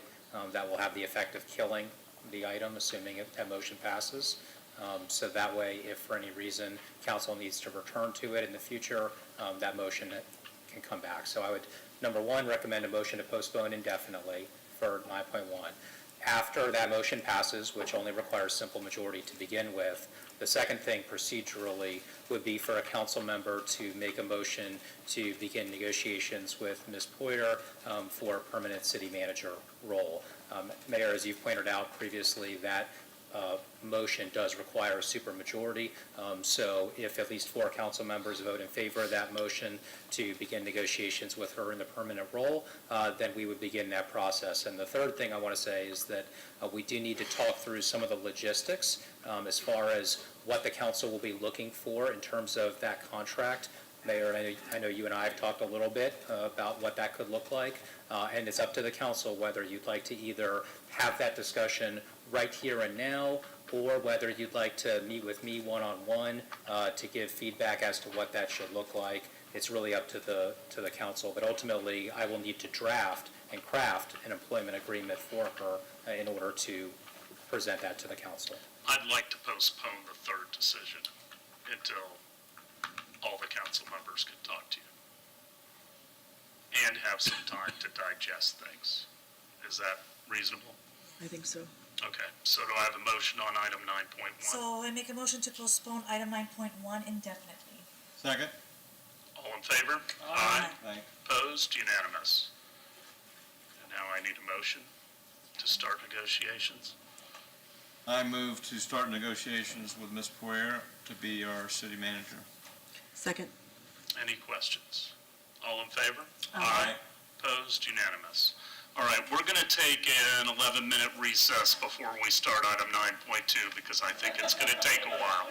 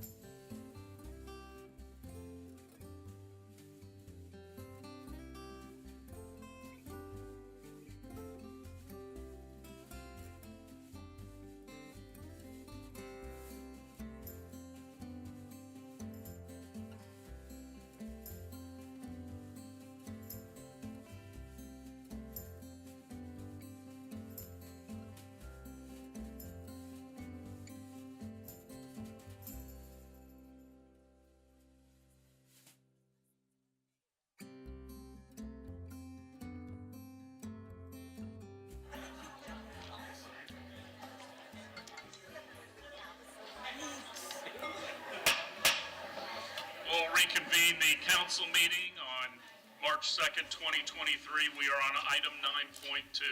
Amend the Clearwater Code of Ordinances, Section 28.10, establishing a vehicle safety zone for Bread and Roses Women's Health Center at 1560 South Highland Avenue, and pass ordinance 9665-23 on first reading. Good evening, Dan Slaughter, Chief of Police. And this item we talked about in the work session, but the department's been regularly called to respond and mediate disputes associated with protest activities and the ability for people to come in and ingress the facility of Bread and Roses Women's Health Center at 1560 South Highland Avenue. The protest activities have been escalating in the past several months, and it's creating an unsafe condition for the vehicles when they enter and exit the location. The police department personnel has observed persons repeatedly touching the vehicles, knocking on the vehicles, or attempting to distribute material, papers into the vehicles if the windows are open. It's been repeatedly reported, police department personnel also have come up with this strategy to protect the right of the people to protest, but still allow the safe ingress and egress of the vehicles to the location. And we seek to amend 2810, the ordinance, to establish a 5-foot buffer zone, vehicle buffer zone, for the ability for those vehicles to come and go, as we mentioned.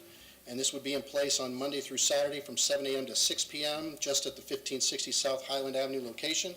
And the case law supports this action when there is a substantial government interest in doing it in the least intrusive manner.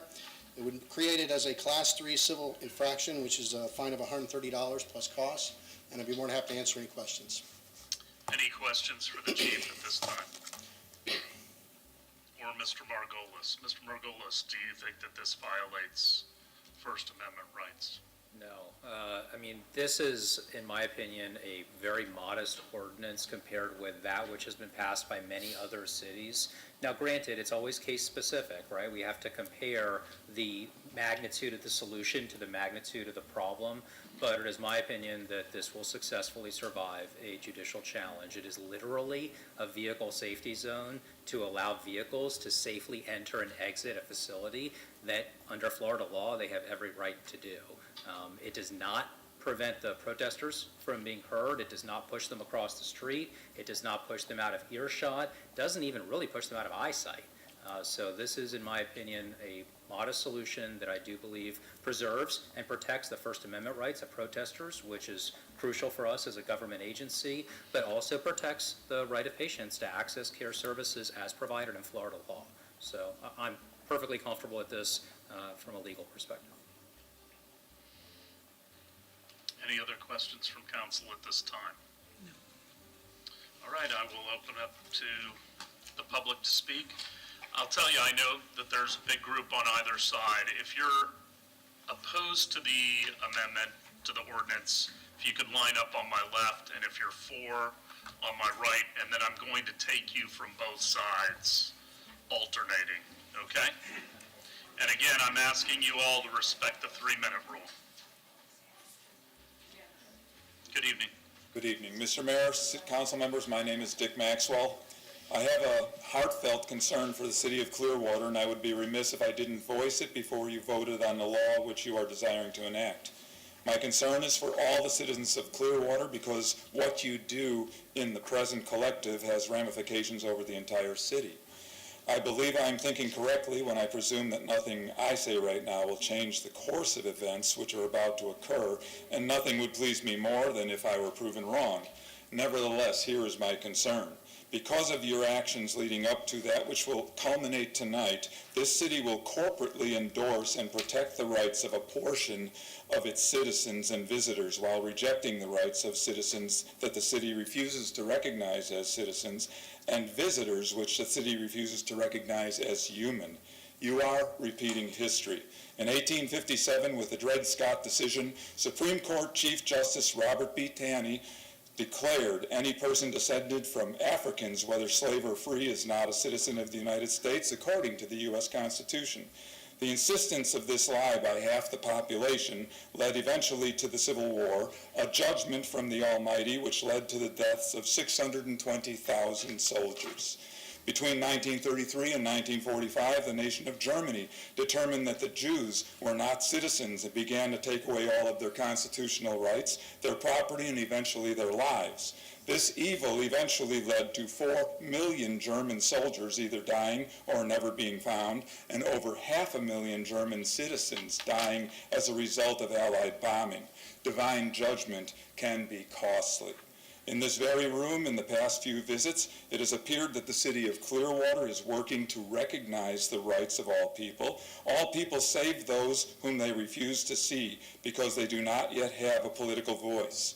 These people are denied their inalienable rights given by God to pursue life, liberty, and happiness. I pray with all my heart that eyes can be opened to see the similarities between what is happening in the city today and what history shows as the result of declaring the image bearers of God as not deserving of life. I do have a solution for you, but it is a solution that will likely terrify you.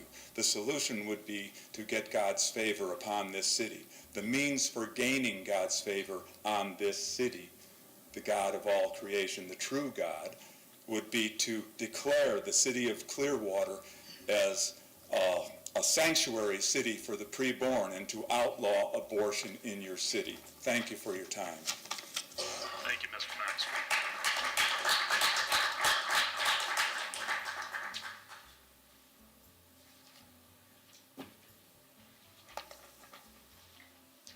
Clearwater representatives. My name is Emma Schock, and I've been collecting footage and documenting the behavior of extremists at Bread and Roses. 1 second here. She actually has 4 minutes. Ms. Lynch provided a minute. Okay. Bread and Roses Women's Health Center over the past several months, and this video you're about to watch shows a fraction of the harassment, threats, and violence that patients, staff, volunteers, and on-duty police officers face. The language you are about to hear is not limited to those at the clinic. It is groceries at Publix or going to the bank, or simply driving down South Highland Avenue. This is an issue of public safety in your city. No one in Clearwater should have to risk their safety to seek health care or to feel unsafe walking down a public sidewalk. As you watch this video, I encourage you to think back on the most recent time you visited a doctor and imagine what it would be like to encounter the scene right before doing so.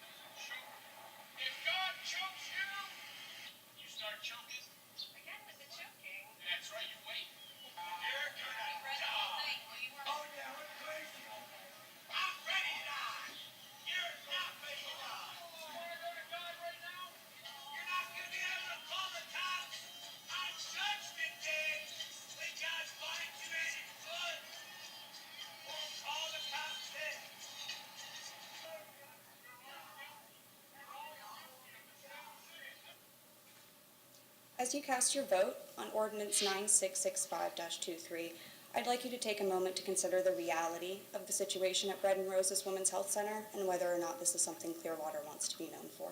Thank you.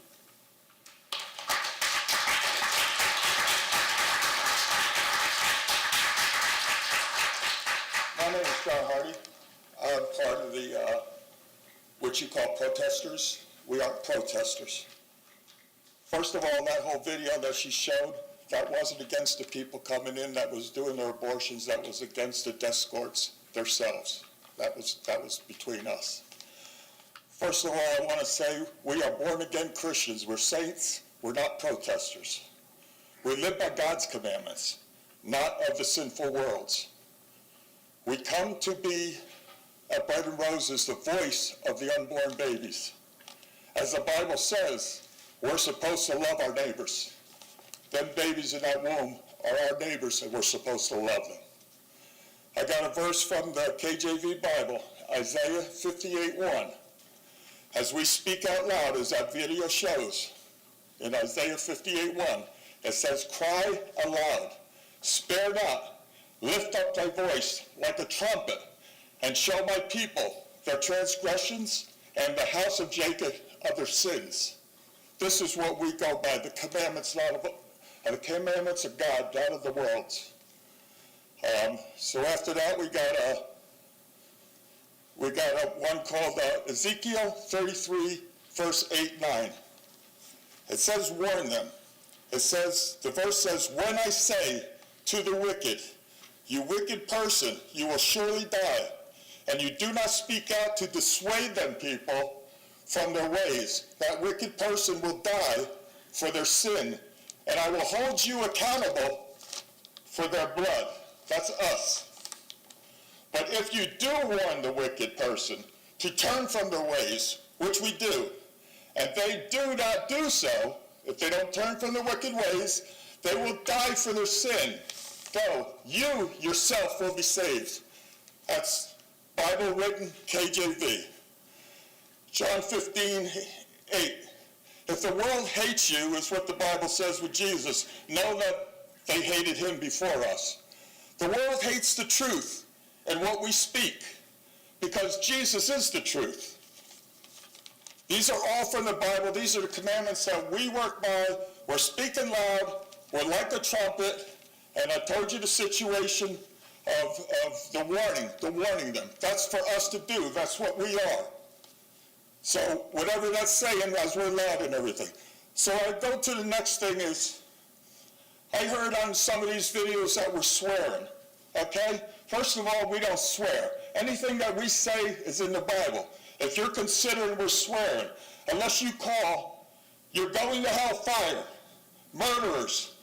You murderers are going to be held accountable. Fools, child of the devil, repent or perish, abomination, hands that shed innocent blood, sodomites, homosexuals, and workers of iniquity. Your time's up. That is not swearing, it's in the Bible.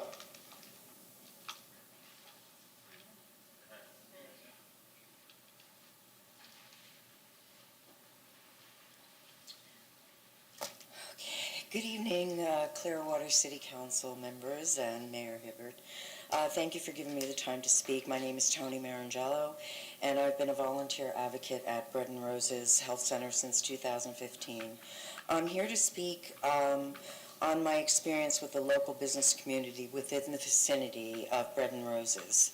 The businesses include the public shopping center, the Regents Bank, both across the street, the car wash adjacent to us, Sitco Station, many of these businesses that are open on Saturdays. And Bread and Roses has a pretty good rapport with some of these businesses. So there's been an uptick of extremist protest activity since summer of 2022, as you all know. Volunteers witnessed extremists mentally harassing, shouting, and even in some cases following the business customers who are patronizing the local businesses. And the businesses will call the police. I took the opportunity to visit, along with some other volunteers, the surrounding businesses, and we had a petition that focused on safety and encompassed the well-being of all parties within the community. Customers were being harassed in the parking lot and shouted at because the extremists will park in Publix's parking lot, and for some unknown reason, they will attack the people that are parking their cars and that are going to go into the businesses in the Publix shopping center. This petition asks city leaders to take action to remedy this volatile environment, whether it be increased police involvement, enhanced noise ordinance, or some limitation. So 14 businesses signed this petition, and 4 things they all had in common. That a woman's basic human right is to be able to access reproductive health care without harm or fear. Number 2, they fear losing business because of the loud and raucous noise that reaches over 120 decibel levels, and stop harassment of their customers, which is ongoing. Number 3, they fear that the physical violence will eventually explode because they witnessed the escalation of these paid extremists in about 25 men on Saturdays that are way out of control. So they asked the city to take this issue very seriously. There are different stories. The Regent's bank manager, I can say, quoted that on Saturdays, me and my employees walk on eggshells fearing physical violence will erupt, and our bank parking lot will be used as a crisis care triage. I found that pretty chilling. Thank you. We please ask you to Thank you. take the necessary action. Thank you so much.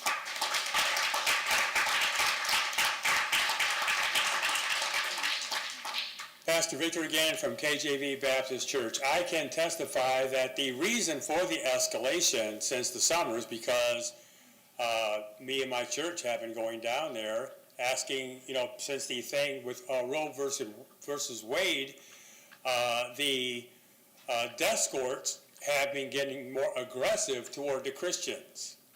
And I can tell you this room is full of liars. And I'm talking about over on this side over here, a bunch of liars. We do not encourage violence in any way if all the violence and all the foul language comes from them. We had a guy walking with a sign, and one of the death courts was right behind him with their camera, so that when he just turned around, the sign hit the camera, and so she wasted taxpayer money to call for an ambulance and all these things to come out and check her out. While they're checking her out, she's smirking at me. Smirking. This is the kind of stuff we put up with. And yes, we are loud and we preach. The only violence I said comes from them. They are the violent ones. We'll be outside. We cannot go beyond their fence. Matter of fact, we can't even go 6 inches past the sidewalk. But they can come out to us.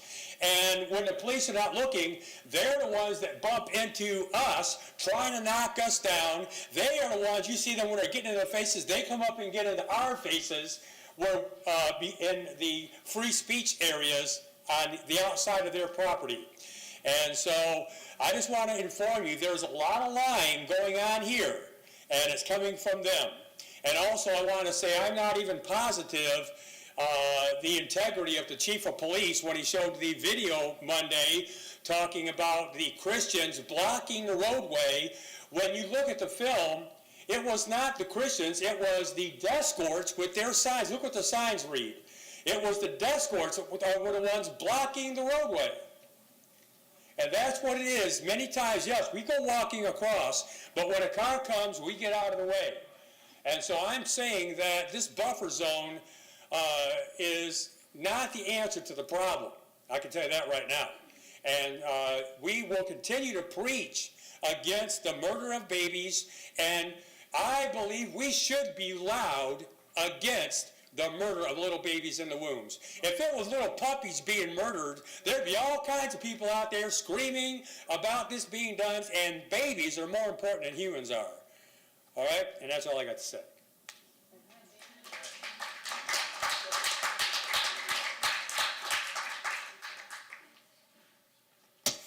Hi, good evening to you all. My name is Stacy Croto, and I'm here tonight to speak on behalf of the League of Women Voters of the St. Petersburg area. To echo what Mr. Margolis said, this is a public safety issue for both the protesters and the patients trying to access the clinic, and this is an issue for Pinellas County at large. As the video showed, protesters outside Bread and Roses Women's Health Center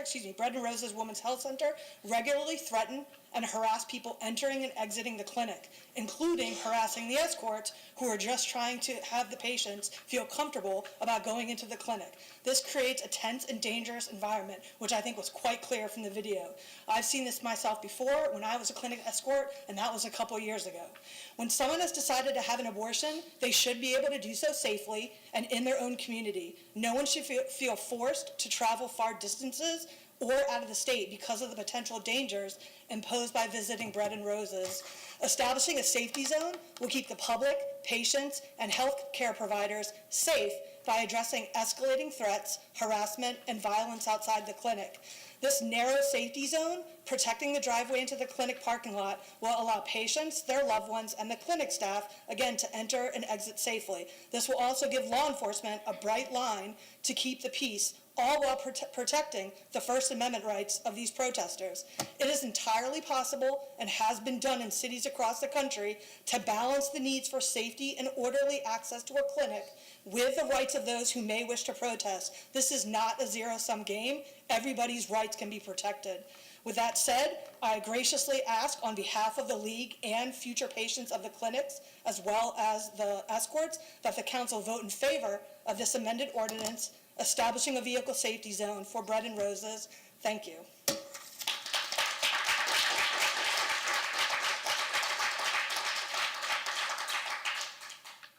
Good evening. My name's Tony Migliori. I am a sidewalk advocate. My ministry is on Tuesdays and Thursdays at the abortion facility. And our group is there peaceful and prayerful. We have prayed with some of the abortion workers. We have prayed with some of the women that are there for their services. And we go there with a heart for the women and the children. A lot of the women do not know about the pregnancy care centers that we have in Pinellas County and also in Pasco. And we're there to advocate for the women and the children. And I noticed with this ordinance, your goals are for safety and to reduce calls to the police department. I don't see any data. When I was here at the workshop on Monday, all the other presenters had all kinds of data and graphs, and I don't see any data to support the effectiveness of this buffer zone. What I do see is it's going to create further problems. It's going to create problems for our ministry. We are out there to help the women. We're out there with literature for the Kimberly Home, Bay Area Pregnancy Center, A Woman's Place. A lot of these young girls don't know about these resources that are out there, offering them other options besides abortion. And let me tell you, I have been doing this ministry for over 20 years. I've worked on a hotline, I've worked at a pregnancy center, and I've done sidewalk advocacy. And the heartbreaking stories that I hear from the women that have had abortions are very sad. And I don't like this unconstitutional buffer zone affecting us on the sidewalk, affecting our freedom of speech, and all I see is it's going to create a burden for the citizens of Clearwater. There's an animal clinic behind the abortion facility. There are dog walkers that walk on that sidewalk. There's a cyclist that comes between 9 and 9:30 on the sidewalk because there's no bicycle lane out there on Highland Avenue. He cycles on that sidewalk. So is he going to be fined $130 for going in this buffer zone? Are the dog walkers going to be fined $130 for going in this buffer zone? Are pedestrians? There's a bus stop within 20 feet of that driveway. Are the people that are getting on and off the bus going to be affected by this buffer zone? How is it going to be enforced? Thank you. You're welcome, and I pray for the safety of our children.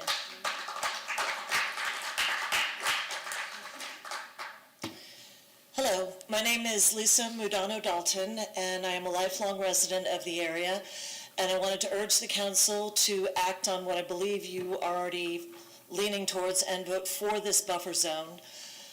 We hear there's a lot of emotion out there tonight talking about religious rights and Christian law and higher law. The fact is, this is not the forum to legislate any of that. Okay, you are not the elected representatives of the evangelical anti-abortion people of this city. You are the elected representatives of all this city. This is a reasonable solution to a very fraught problem. As Attorney Margolis said, Bread and Roses at this point is operating legally within the city of Clearwater. The police have obviously put a lot of thought into what will best serve both sides, and I believe that Chief Slaughter's statement was reasonable.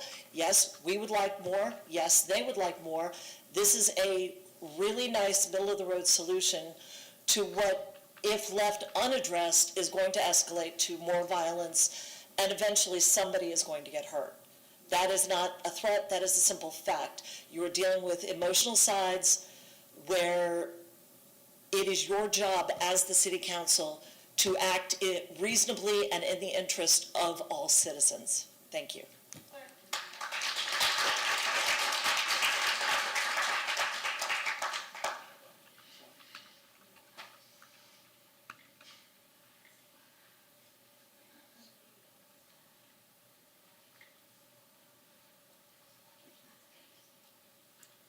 My name is Alan Tuthill. I've been a resident of Clearwater since 1992, and I've lived in Pinellas County since 1966. The ordinance proposing the 5-foot buffer zone is unconstitutional.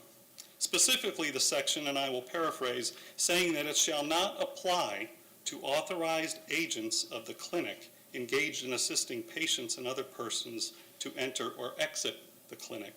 In other words, pro-abortion escorts are allowed to enter the buffer zone, but pro-life sidewalk counselors are not. Therefore, the city is targeting pro-life citizens strictly on the basis of their content of speech. This is clearly unconstitutional. We are told the ordinance is needed to ensure the safety of sidewalk counselors and patients. However, Florida Statute 316.2045 already addresses this. If laws are being broken, then the violators should be cited. Whatever their views may be, we are all for issuing citations to people who violate the law. How many citations have been issued for this violation? In the video attached to this ordinance, it showed pedestrians on the public side walking across the driveway, and it also showed escorts with very large umbrellas entering the same space. Who really has the better view of incoming traffic? It's not the escorts. This is not about safety. Question, will a person walking their dog through the buffer zone be given a citation? The ordinance states that the buffer zone preserves the ability of those on the outside to make their views known, seen, and heard by persons entering and exiting the clinic. However, free speech entails not only the ability to be heard through a person's voice, but also through their body language and eye contact, and in the case of a deaf person, through sign language. As I stand here right now, you're hearing my voice. You're also reading my body language, and you're looking at my face and my eyes. The 5-foot buffer zone impedes this and would necessarily discriminate against hearing impaired pro-life sidewalk counselors. The picture that you see on there is the picture on the left is looking directly west into the parking lot as things stand today. The picture on the right is looking directly west at the 5-foot marker. Instead of being able to see my body language and my face and be able to speak to me directly over a short distance, the patrons will only hear a voice in the breeze. Who wants to approach a voice standing behind a bush or a tree? The intention of this ordinance is to suppress free speech of pro-life sidewalk counselors. I believe the taxpayers of Clearwater are going to be buying an expensive lawsuit if this passes. And as one of those taxpayers, I'm asking you not to pass this ordinance. Thank you very much for your time.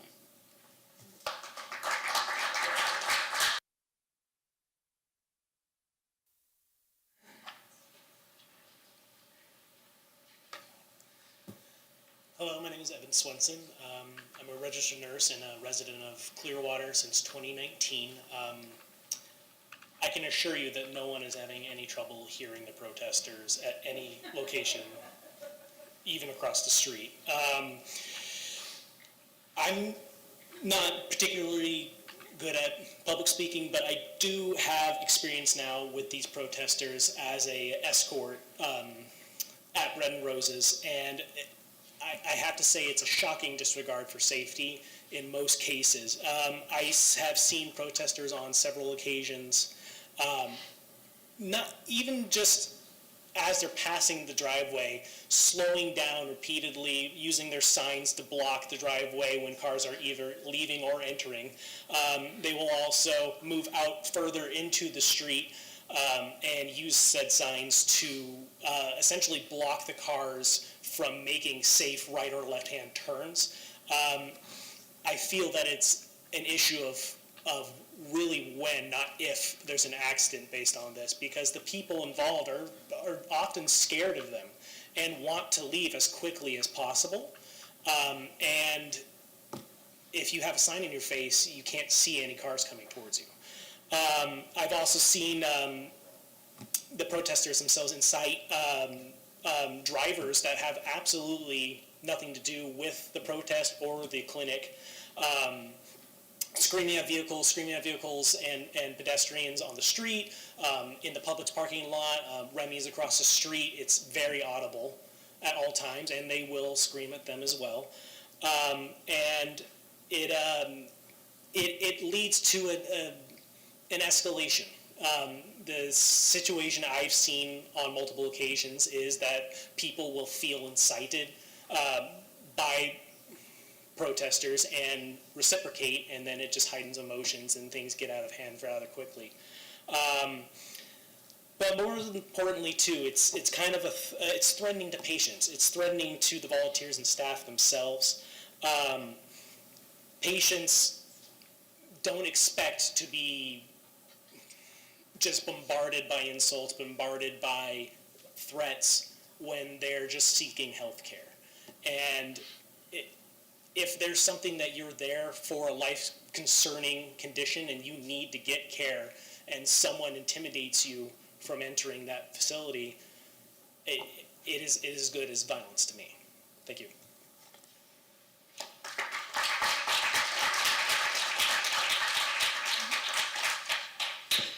Good evening, Fernando Gutierrez. I want to address specifically the verbiage in the proposed ordinance. It states, no pedestrian, person riding a bicycle, or person operating any other non-motorized vehicle shall enter into or cross any portion of the vehicular driveway. So has anybody ever said, what about 10-year-old Timmy who's riding his bike? What about the veteran who can't walk, is in a wheelchair, and has to go to the store? They're in violation, so let's give them a ticket too. The thing is that the restriction is unreasonable, it's very restrictive, and we're asking for Monday through Saturday, beginning at 7 a.m. and ending at 6 a.m., a moratorium of this little zone. If staff would have made a call to the abortion clinic, the abortion doctor is there only Tuesdays, Thursdays, and Saturdays. So why do we have to have this restriction now all day long? The staff tries to justify this ordinance by applying a court ruling in Bruni versus City of Pittsburgh. Look it up. The facts are different. The fact is that abortion clinic was in downtown Pittsburgh, and the only access to it was a sidewalk. There wasn't a driveway where you drive up to. This was never mentioned, even by our police chief here. McCollum versus Clokey in the courts is more accurate as to how to provide standards for any buffer zones. And the court concluded that the city has an obligation to demonstrate either that substantially less restrictive alternatives were tried and failed, or that the alternatives were closely examined and ruled out for good reason. Police department never said that. They never mentioned, well, we tried this, so let's go a little harder now. The Supreme Court held that Massachusetts Act violated the First Amendment. Continuing to preamble number 8, it states, this has created an increased need for dedicated appropriation for police department finite resources, which are being provided to this one property to the neglect of law enforcement needs throughout the rest of the patrol district in which the facility is located. Well, that's misleading and fallacious. They hire an off-duty Clearwater police officer to sit there only on Saturdays. That is very misleading, and I'm disappointed with staff. And when the most important thing is, if you want to protect the public, the traffic ingress and egress must be addressed. Because if you're going northbound on Highland, they are crossing not one, but two yellow lines, double yellow lines, to get into the parking lot, and that is a violation.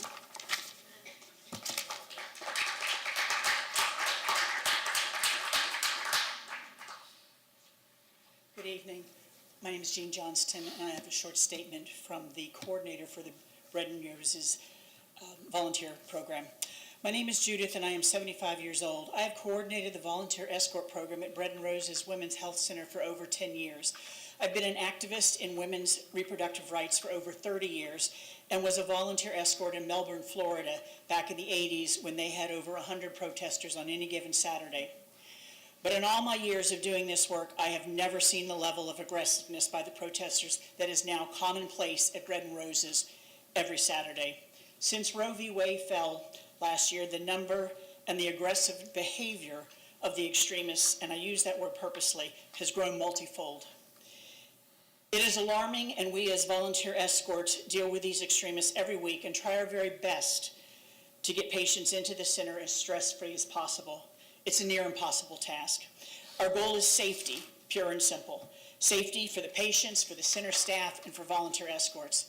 It has reached a boiling point, and even passerbyers walking their dogs or people going into surrounding businesses are verbally assaulted. We need your help.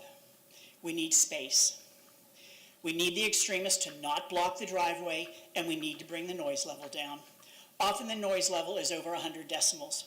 I understand that our noise meter may not be calibrated to match the police department's meters, but common sense tells us that 100 decibels is too loud.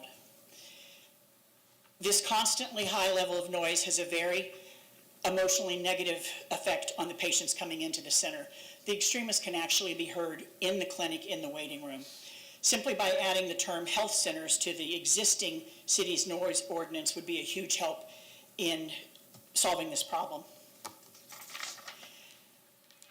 Thank you for addressing this escalating situation at Bread and Roses. The patients thank you, the staff thanks you, the volunteer escorts thank you, and I feel that I can honestly speak for surrounding businesses and people driving on Highland. They would all say thank you. We hope that you vote yes. Thank you for helping.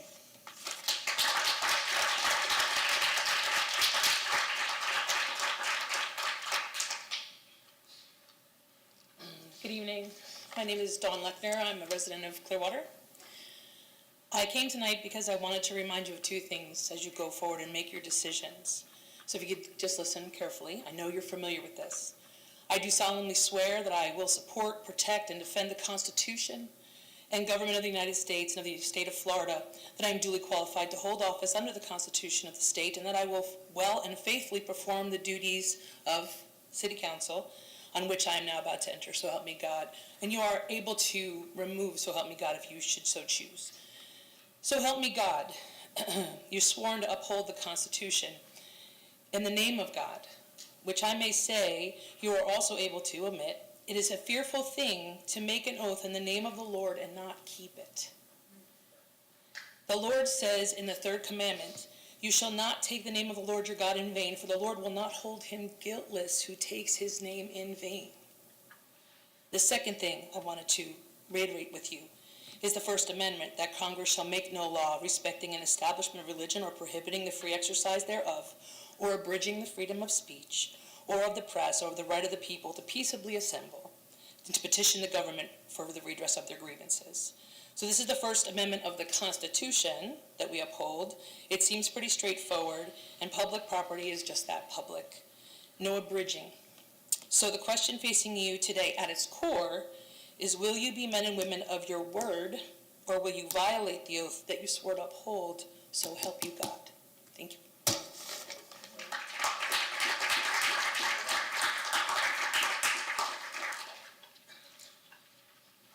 good evening. I'm Sandy Gonzalez, a volunteer at Bread and Roses. We're fortunate to live in a country where there is separation of church and state. We're also fortunate to live in a country where different religions have been embraced, sometimes a little sketchy, but by and large, I think we've done a great job. And we have the freedom of speech in this country, but where does the line between freedom of speech and personal harassment come in? There are some religions that don't allow people to seek modern medical help because it's going against God's will for them.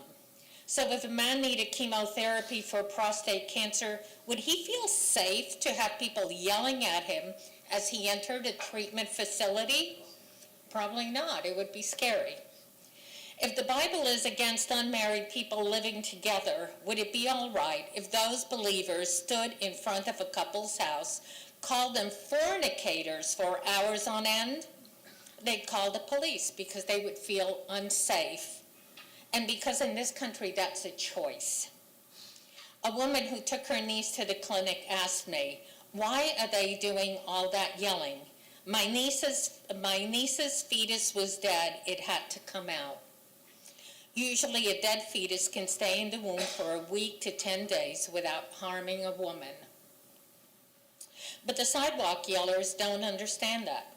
The choice for an abortion does not come easy for anyone. Should that difficult choice be made harder? Our job as volunteers is to walk women and their partners or family members from their cars to the clinic's entrance in a peaceable manner. We would not be needed there if they felt safe. They tried to demean the men volunteers with macho rubbish.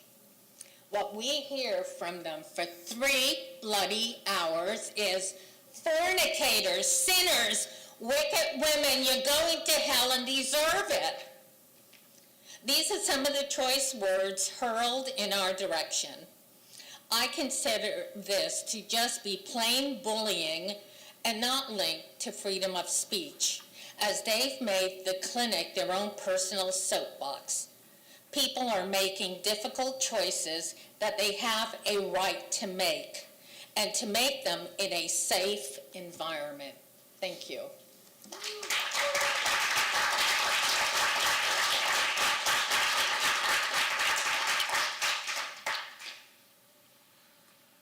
Hi, y'all. In case anybody feels threatened, you're good.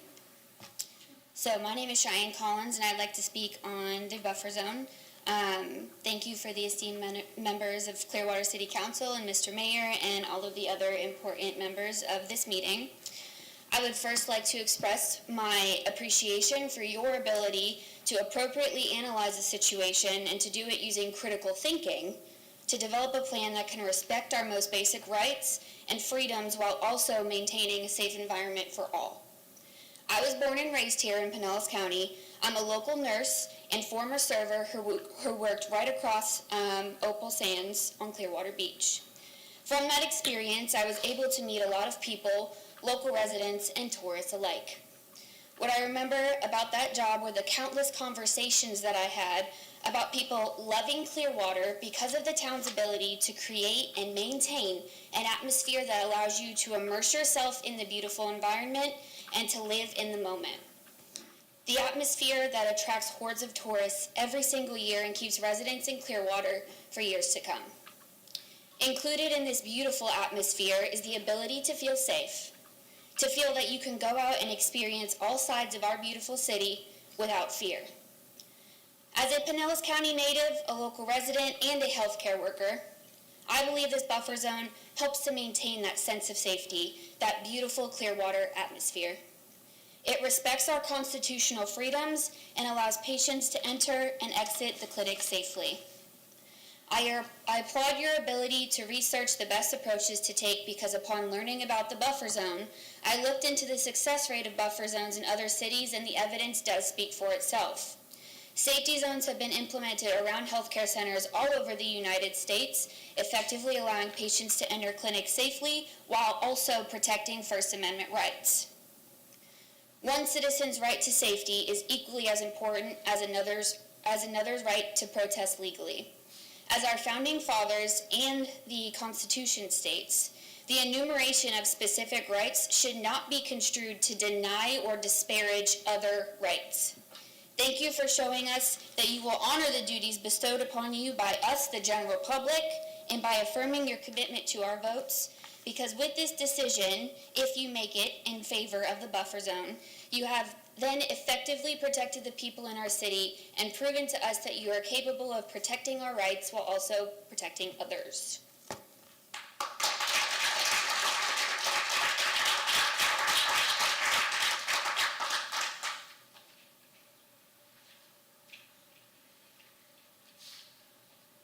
My name is Carmen Gonzalez, and I see in this room you have 5 police people protecting you. The Supreme Court also has FBI agents and marshals. This clinic has very little protection. You should enforce the laws as it stands. You can expand upon it, but if nothing else, violators should be assessed the $130, and perhaps even add to that they should not be allowed on those near and around those premises for at least 90 days. We should continue and enforce separation of church and state and protect their rights. Thank you.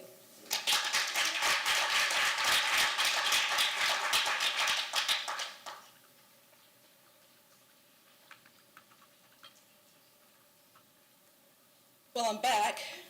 I didn't know what was on the agenda when I agreed to lead the invocation. If I had known, I might not have come tonight, but here I am. I feel like I need to speak just as an alternate view, as someone from the faith community. So I did come unprepared to speak, but I have been able to text a few things while the conversation has been going on. I didn't bring a big Bible with me tonight. I figure if you want to hear me read the Bible, you can come to my church on Sunday. You're invited. I might read the verse about do unto others as you would have them do unto you. It's kindness, right? It's actually in the Bible. So I prayed earlier tonight that you would exercise wisdom as you make decisions that protect the safety of all people, not even knowing what was on the agenda. Mayor and councilmen, councilwomen, safety is a right of all people, especially the vulnerable, which includes those seeking abortions. As a person of faith, I recognize that good people, Christian people, can have differing opinions about a woman's right to choose. This ordinance isn't about that, is it? The decision that you make tonight is about the safety of Clearwater citizens.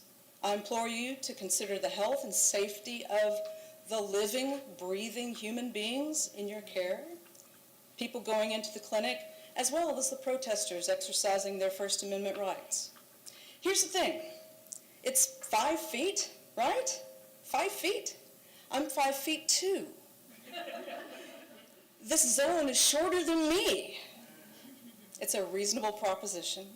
You can protect First Amendment rights and protect the safety of those going into the clinic.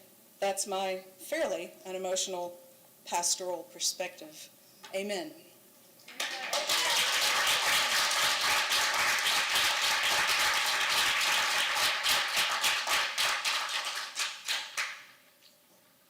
Mayor Hibbert and council members, let's talk about what this is not about. This is not about free speech. Free speech is not an unabridged right. Free speech ends where the safety of another person begins. Every first-year law student learns that you cannot yell fire in a crowded theater.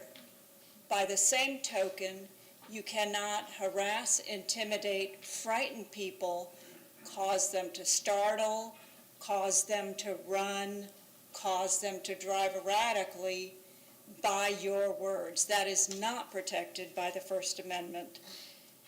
This is also not a religious freedom issue, and it is not a morality issue. This is a safety issue. Safety of those wishing to access health care, and safety for those wishing to express their disagreement with a woman's right to choose to access health care. This is a volatile situation at the entrance to Bread and Roses, and it is essential that the City Council consider the safety of everyone, not just the patients and the attendants and their family members and the businesses surrounding there, but also the protesters themselves, who are at times erratically crossing in front of cars, who are not always situationally aware of their surroundings. The buffer zone that has been proposed is a small margin. I'm more than 5'2", but I'm not that much more than 5'2". It is a very small safety margin for women seeking health care. The impact on the protesters is negligible, as their signs are readily visible from a block away, let alone 5 feet away, and their voices, whether shouted or amplified, will not be impacted by 5 feet.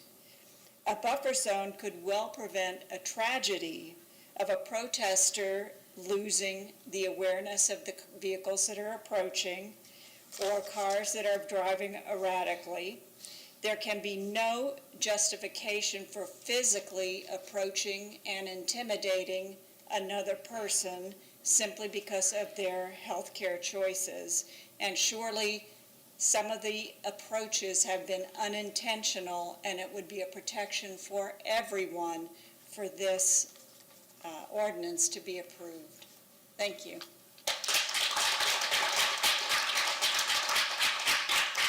Anyone else? Last call for public comment.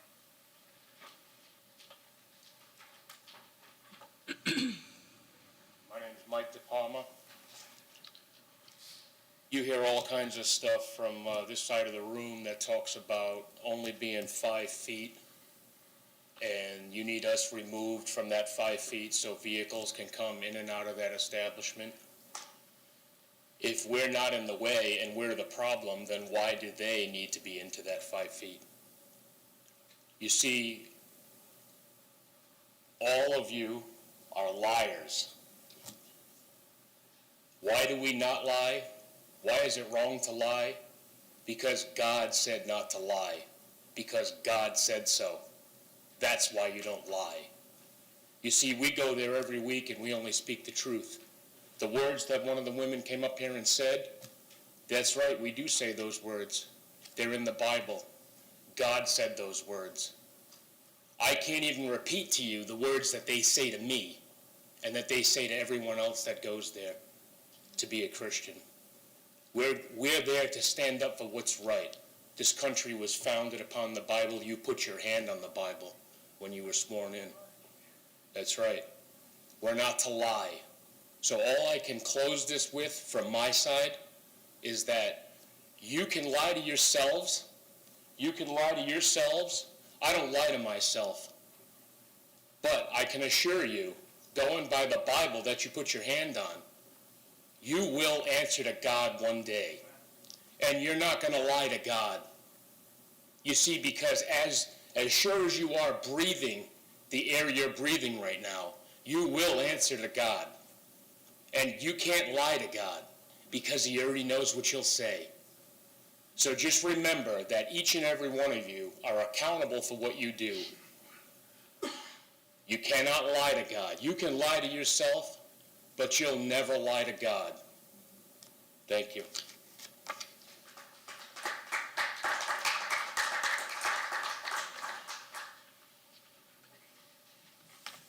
Good evening, Mayor Hibbert, council members, Mr. Margolis, Ms. Poirier, and staff.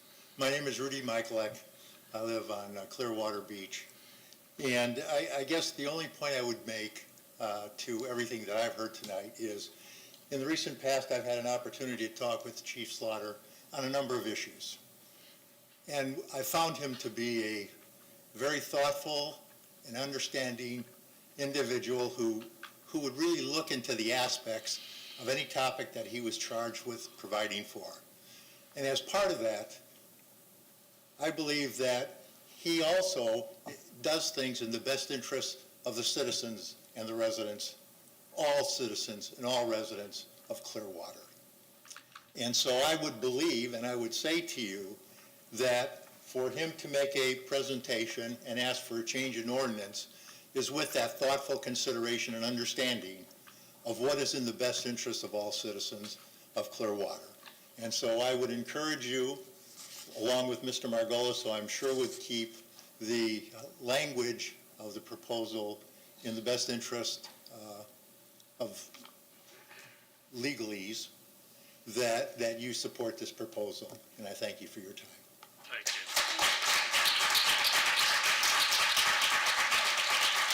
Anyone else? All right, public comment is closed. Any questions for the chief or Mr. Margolis at this time? Actually, I have a question. Okay, Councilmember Teixeira. I've heard several times, what happens if this person crosses the driveway or a bicyclist? Can you clarify that for us, answer that question that we've come across a couple of times?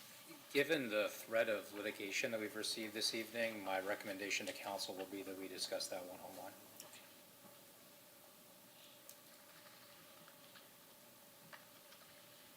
Obviously, you don't want to comment on it then. Not after you said that, but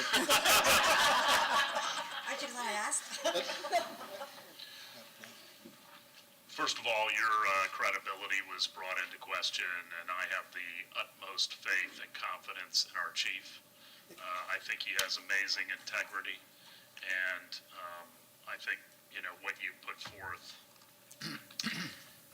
I'll tell you, this is somewhat tough for me because I am pro-life, and unfortunately, I think there is tremendous potential that is lost at this clinic that none of us know what could be from some of the children that are lost. But as was said, this is not us making a decision whether abortion is right or wrong tonight. This really is about a buffer. And, buffers are used to reduce friction, to reduce acidity. I was thinking about it, we used to have an aspirin called Bufferin. And there was a coating on it because aspirin can be very bad for your stomach. And it was a buffer for that very reason. I want to protect everybody involved. I will tell you at the last meeting, nobody's doing themselves any favors with the language that's used back and forth. I went and watched some of the video again and counted how many times extremist was used. I also don't really feel sometimes like I'm hearing God's love. So this is a difficult thing, but I think it is the best solution that we have to create less friction and still protect the First Amendment rights of the people who want to protest against this, but also keeping people safe. I will tell you, this is not a perfect solution. There will still be issues, I'll guarantee it. But at this time, I'm willing to support the proposal that our chief has brought forth and our city attorney. And it very well may be challenged. But I think to create a reasonable buffer is not an unreasonable decision. Councilmember Teixeira and then Councilmember Bunker. This decision for me was quite easy because I really simplified it. And in my mind, I heard so much noise from both sides, and so I went unannounced, and I went and visited myself. And I found turning into the driveway was dangerous. I felt anxious. All the signs coming at me, people yelling at me, so I found that to be unsafe. And once I got out of the vehicle, I found the language just disturbing. And so to me, it's a question of safety, and I know that I would have felt much safer going in and out if those placards were not plastered on my car and my way was not blocked. So for me, it's quite simple. It's about safety. So that's why I'm supporting this. Councilmember Punker. First, I want to thank you for your very thoughtful comments. And I echo your support of Chief Slaughter, who is a terrific guy. And I'm sure that I've given you headaches over the last couple of decades. And you've always been incredibly kind to me and always someone I could count on.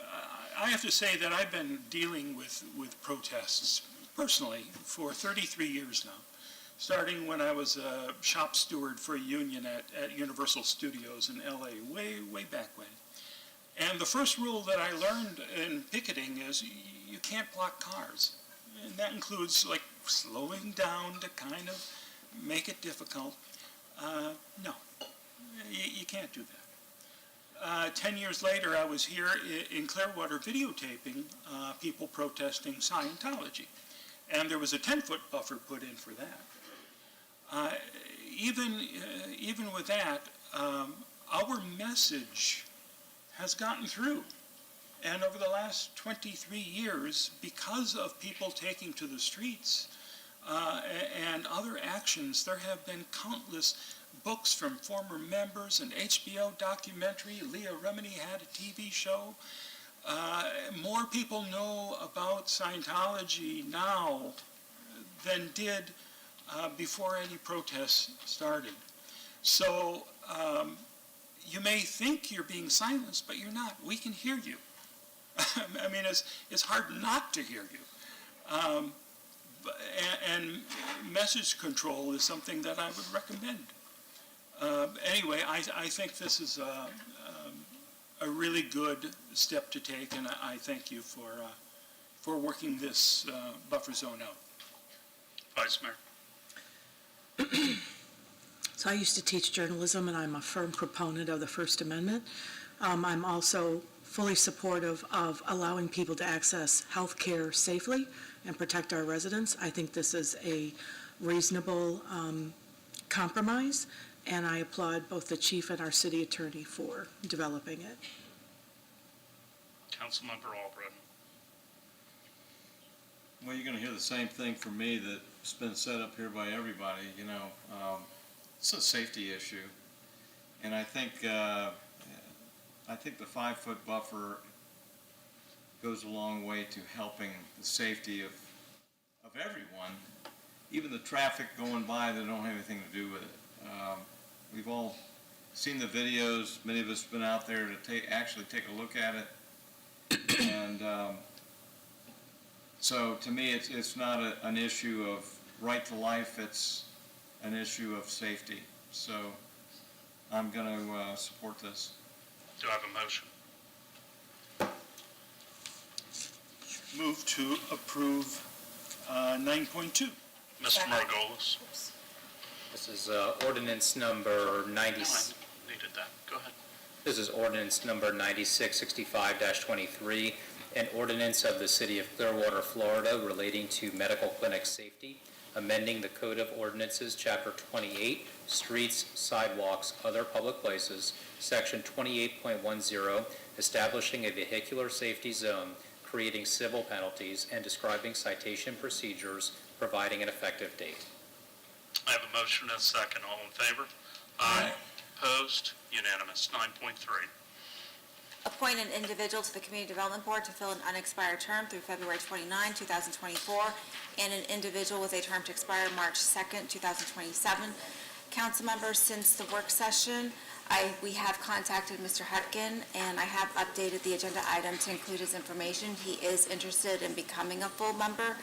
I did also note that during his appointment, he has had some absences. He's been absent June 2nd, 2022, July 19, September 20, and then February 21st. Ms. Diane Ecanelli has also provided a complete resume that I've also included.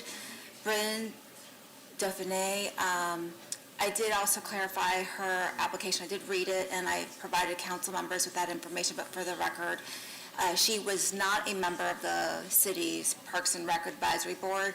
She works for Oldsmar, and she has some experience with their advisory boards. That's what the application said it was in, and I did confirm she has never served on any of our boards.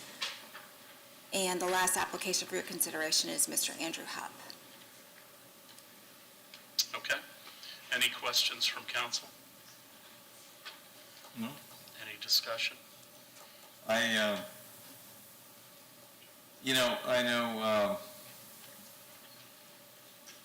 this is a very important board that I think that you need to be at every meeting on. That disturbs me a little bit that Samuel's been, even though he's an alternate member, he still should be there. I would recommend Andrew Hupp and Bren Delphinius. Vice Mayor? I like Bren for the 27 position and Diane for the up to 24 position. I think it'd be good to have some diversity on that board, some women. Bren, I'm having trouble with her last name because I can't flip up. My computer's messing up. Yeah, but, she's been a planner, and then Diane has stormwater engineering projects. Both of them have development experience, and so I think they'd be good appointments to the board. Other comments? I know Mr. Hudkin's situation has changed since then, so I'm wondering if his attendance would be better. Was there any questions asked about that? About his attendance or no? No, I know with the last meeting, he was in a different location, so I think he was coming from Bradenton. I don't remember exactly where he was, and so he wasn't able to make the meeting. He got stuck in traffic. I need a motion for one at a time, please. I'd like to make a motion for Bren Delphinius to fill the term through 2027. Second. Any discussion on that? All in favor? Aye. Opposed? Unanimous. And then I'd like to make a motion for Diane Ashinelli to fulfill the 2024 position. Second. Discussion. All in favor?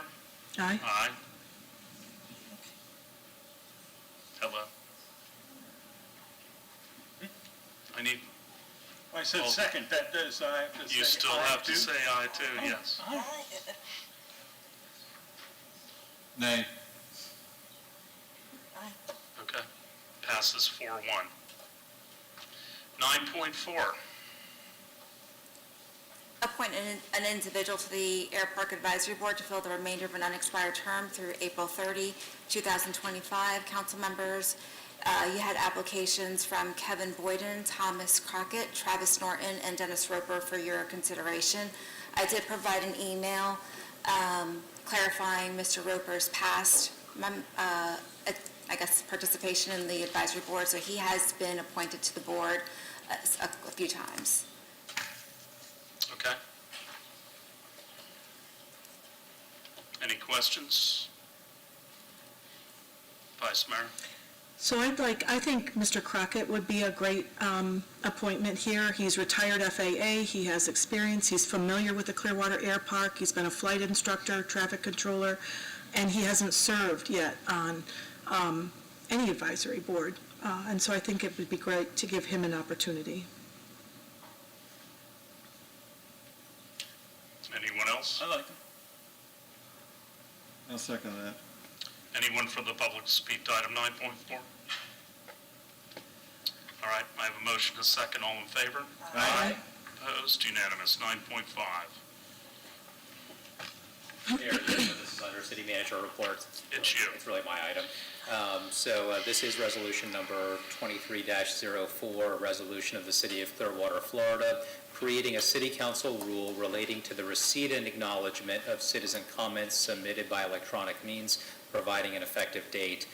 Council, I know we've discussed this previously, but just to briefly recap, this rule, if adopted by Council, will relieve the clerk of the responsibility of reading citizen comments aloud into the record, with the primary goal of making sure that the clerk is not speaking on behalf of citizens, particularly when it comes to comments that could be racist, could be vulgar, things like that, that we would not want staff reading into the record. And in addition, it could cause a citizen to exceed their 3 minutes and potentially create disparities in time that's allotted to citizens. So this would codify the rule that instead of that comment being read aloud by the clerk, it will instead be read by the chair, unless the mayor would like to delegate that to the clerk. And either way, the name of the person who is submitting the comment will be read into the record rather than a comment itself. Either way, the comments are available to the council through the iLegislate system, and ultimately in the minutes prepared by the clerk will be documented. Be in the record. Yeah. Right. Okay. Any questions of the city attorney? Anyone to speak to item 9.5?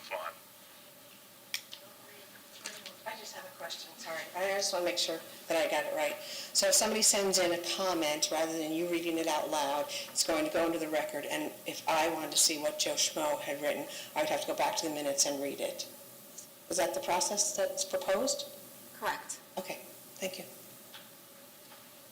And we really started doing that during COVID. So I support this. We've had some comments that, frankly, I don't want Ms. Call having to read aloud. Comment. And you have a comment? I don't see it on my... It came in during the meeting.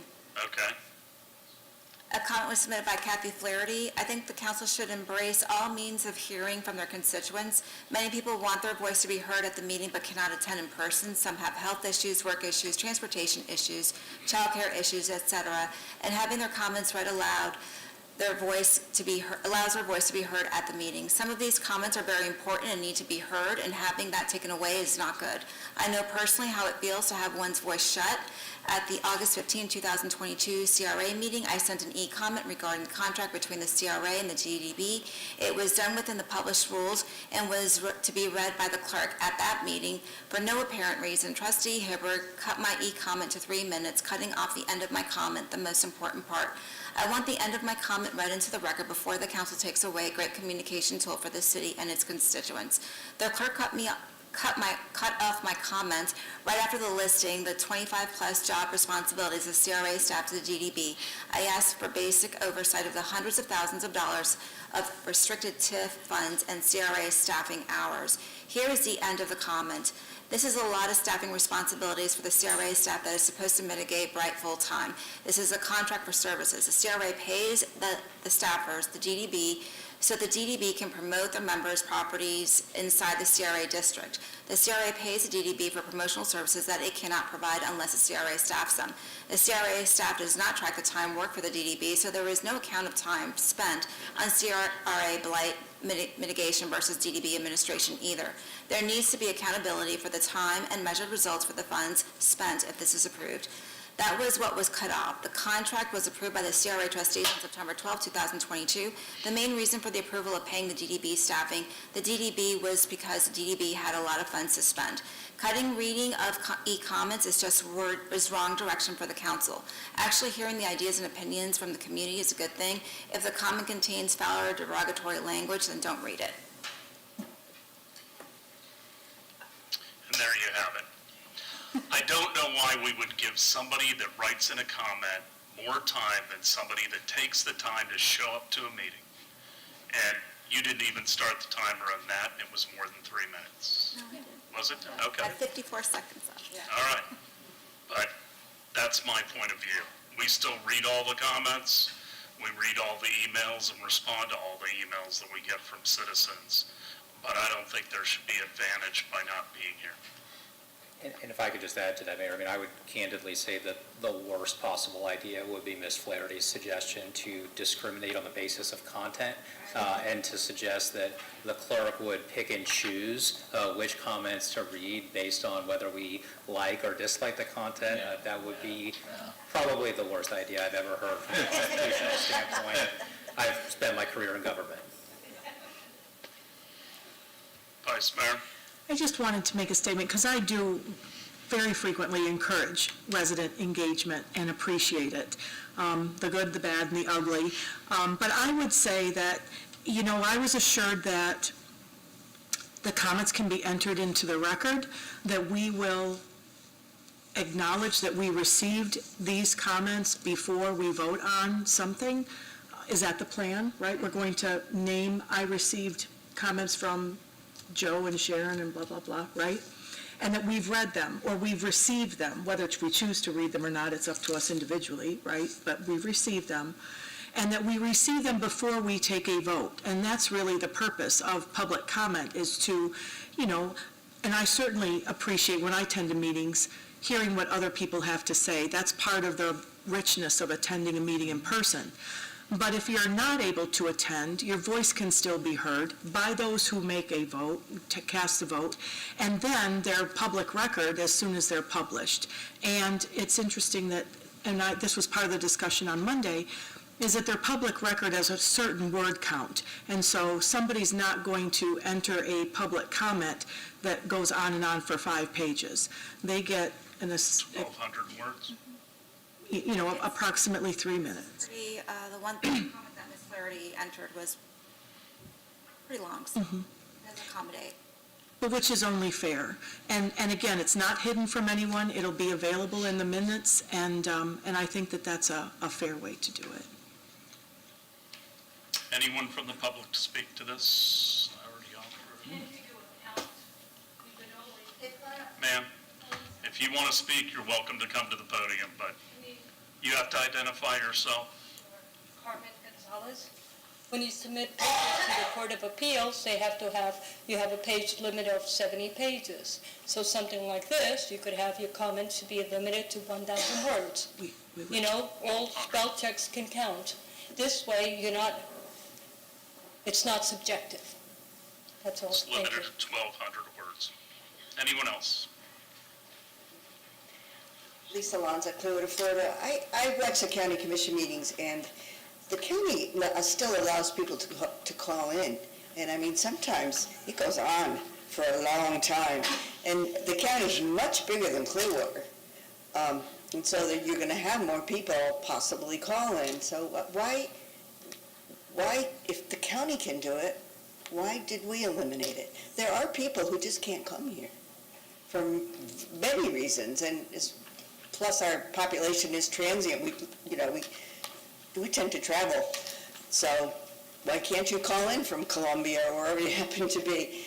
Because you can watch the meetings online. So I just feel like if the Pinellas County can do it, Hillsborough County does it, the city of Tampa does it, why can't we do it? Thank you. Anyone else? Do I have a motion? Motion to approve agenda item 9.5. Second. Mr. Margolis? Thought I read the resolution already. I didn't think you read this one. Resolution number 23-04, resolution of the City of Clearwater, Florida, creating a city council rule relating to the receipt and acknowledgement of citizen comments submitted by electronic means, providing an effective date. We've got a motion and a second. All in favor? Aye. Aye. Opposed? Unanimous. Anything else, Mr. Margolis? No, sir. Anything else, Ms. Poyer, City Manager? No? Okay. Closing comments. I'll start from my right. Councilmember Albritton. Okay, I want to talk about the free park and ride to Clearwater Beach that started March 1st through April 30th. And you can go to park free at these locations: the old City Hall lot, Sunday through Thursday, Friday and Saturday at City Hall lots, County Garage, 450 Oak Avenue in Clearwater, and 311 South Osceola.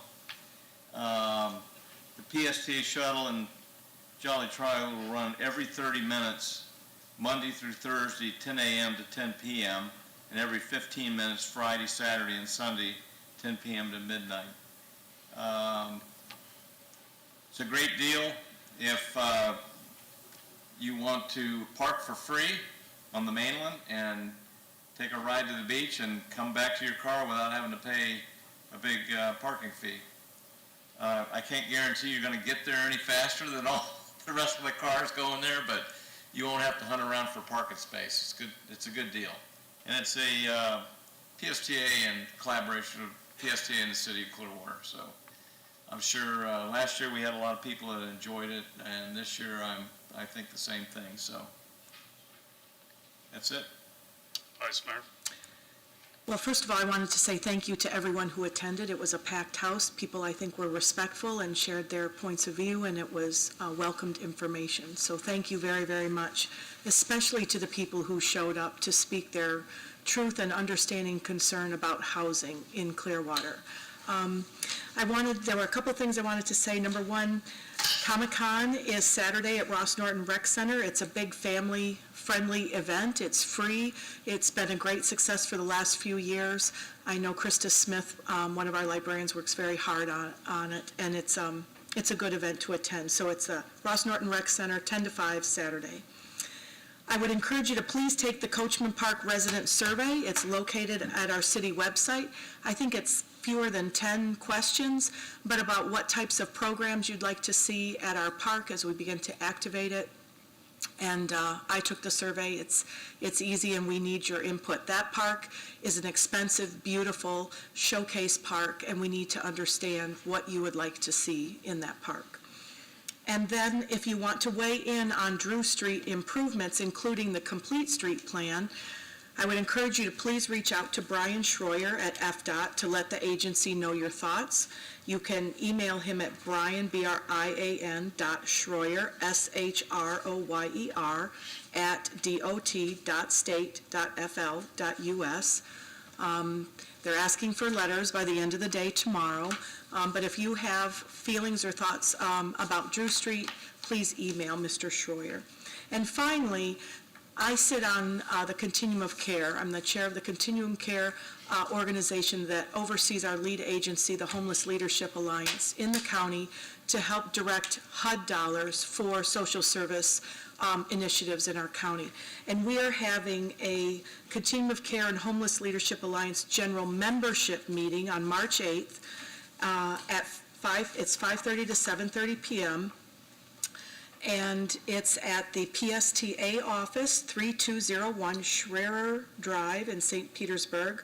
And there's also a Zoom link. And so you can go to hlapinellas.org to learn more. You don't have to register to attend. You can just show up. I know the hours are a little tough, 5:30 to 7:30 on a weeknight, but you can attend by Zoom as well. Just to learn more about what's going on with the Homeless Leadership Alliance and our efforts to prevent and reduce homelessness and advocate for social services in our county. Councilmember Bunker. I wrote a terrific 3-minute piece about David Miscavige tonight. I'm just going to boil it down to 1 or 2 sentences.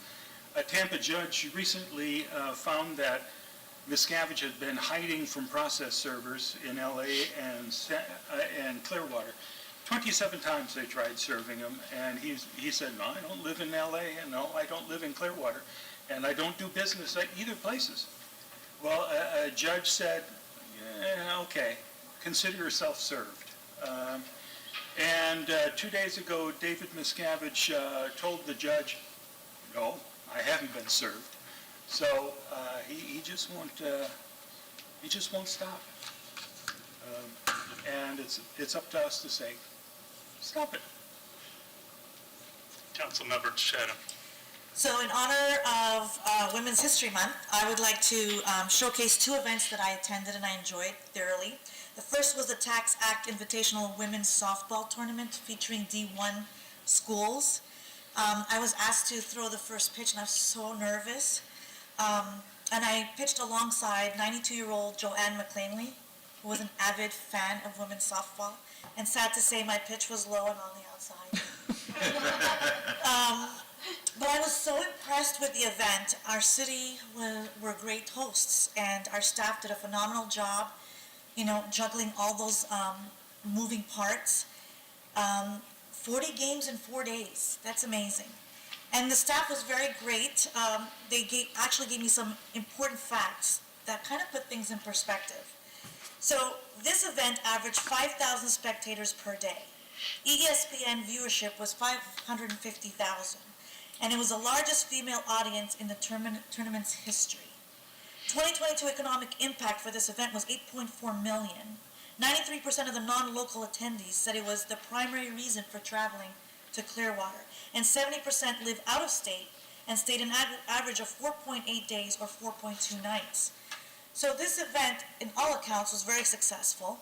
We did a great job hosting it, and I would like to see more events like this with a very true benefit to the city. And I truly enjoyed watching these incredible athletes. The second event was last night's Trailblazing Women, held at the Clearwater Historical Society. The exhibit was dedicated to the late Sally Parks and featured this year's recipients, Maria Niev Edmonds, Julie Skates, and Gertrude Josephine Warnick. And last but certainly not least, my friend, Clearwater High School graduate Nicole Stott. She was recognized both as an astronaut and as a talented artist. Congratulations to all the ladies. You all inspire me. Good night. Thank you. You sound like you're on the TDC. Not yet. Well, yeah, sorry. No, you aren't. I will. Okay. Great to have the Phillies back in town. We did win the Mayor's Challenge, so Mayor Pajowski is going to be coming here and having to wear a Phillies jersey, which is always fun. She's getting sick of it because we are painted all over that trophy. The ESPN tournament was great, had a huge following. We want to congratulate the Jolly Trolley for 40 years of service. They really are an important component of all of the travel here on the beach and into downtown. We want to congratulate reefers, and it doesn't have anything to do with pot. It has to do with reefs out in the ocean. They just opened a new establishment out on Clearwater Beach on North Mandalay. I'd recommend taking a look. Captain Cigar Lounge opened up today in downtown Clearwater on the 500 block. It was great to see the Little Leaguers come out on the same day that the Phillies did. The new shade structures are dynamite. Got a lot of comments from the parents on that. And we had a dynamite TDC BOCC joint meeting, which I'll tell you all about at a future date. With that, thank you all for tuning in. We're adjourned. God bless.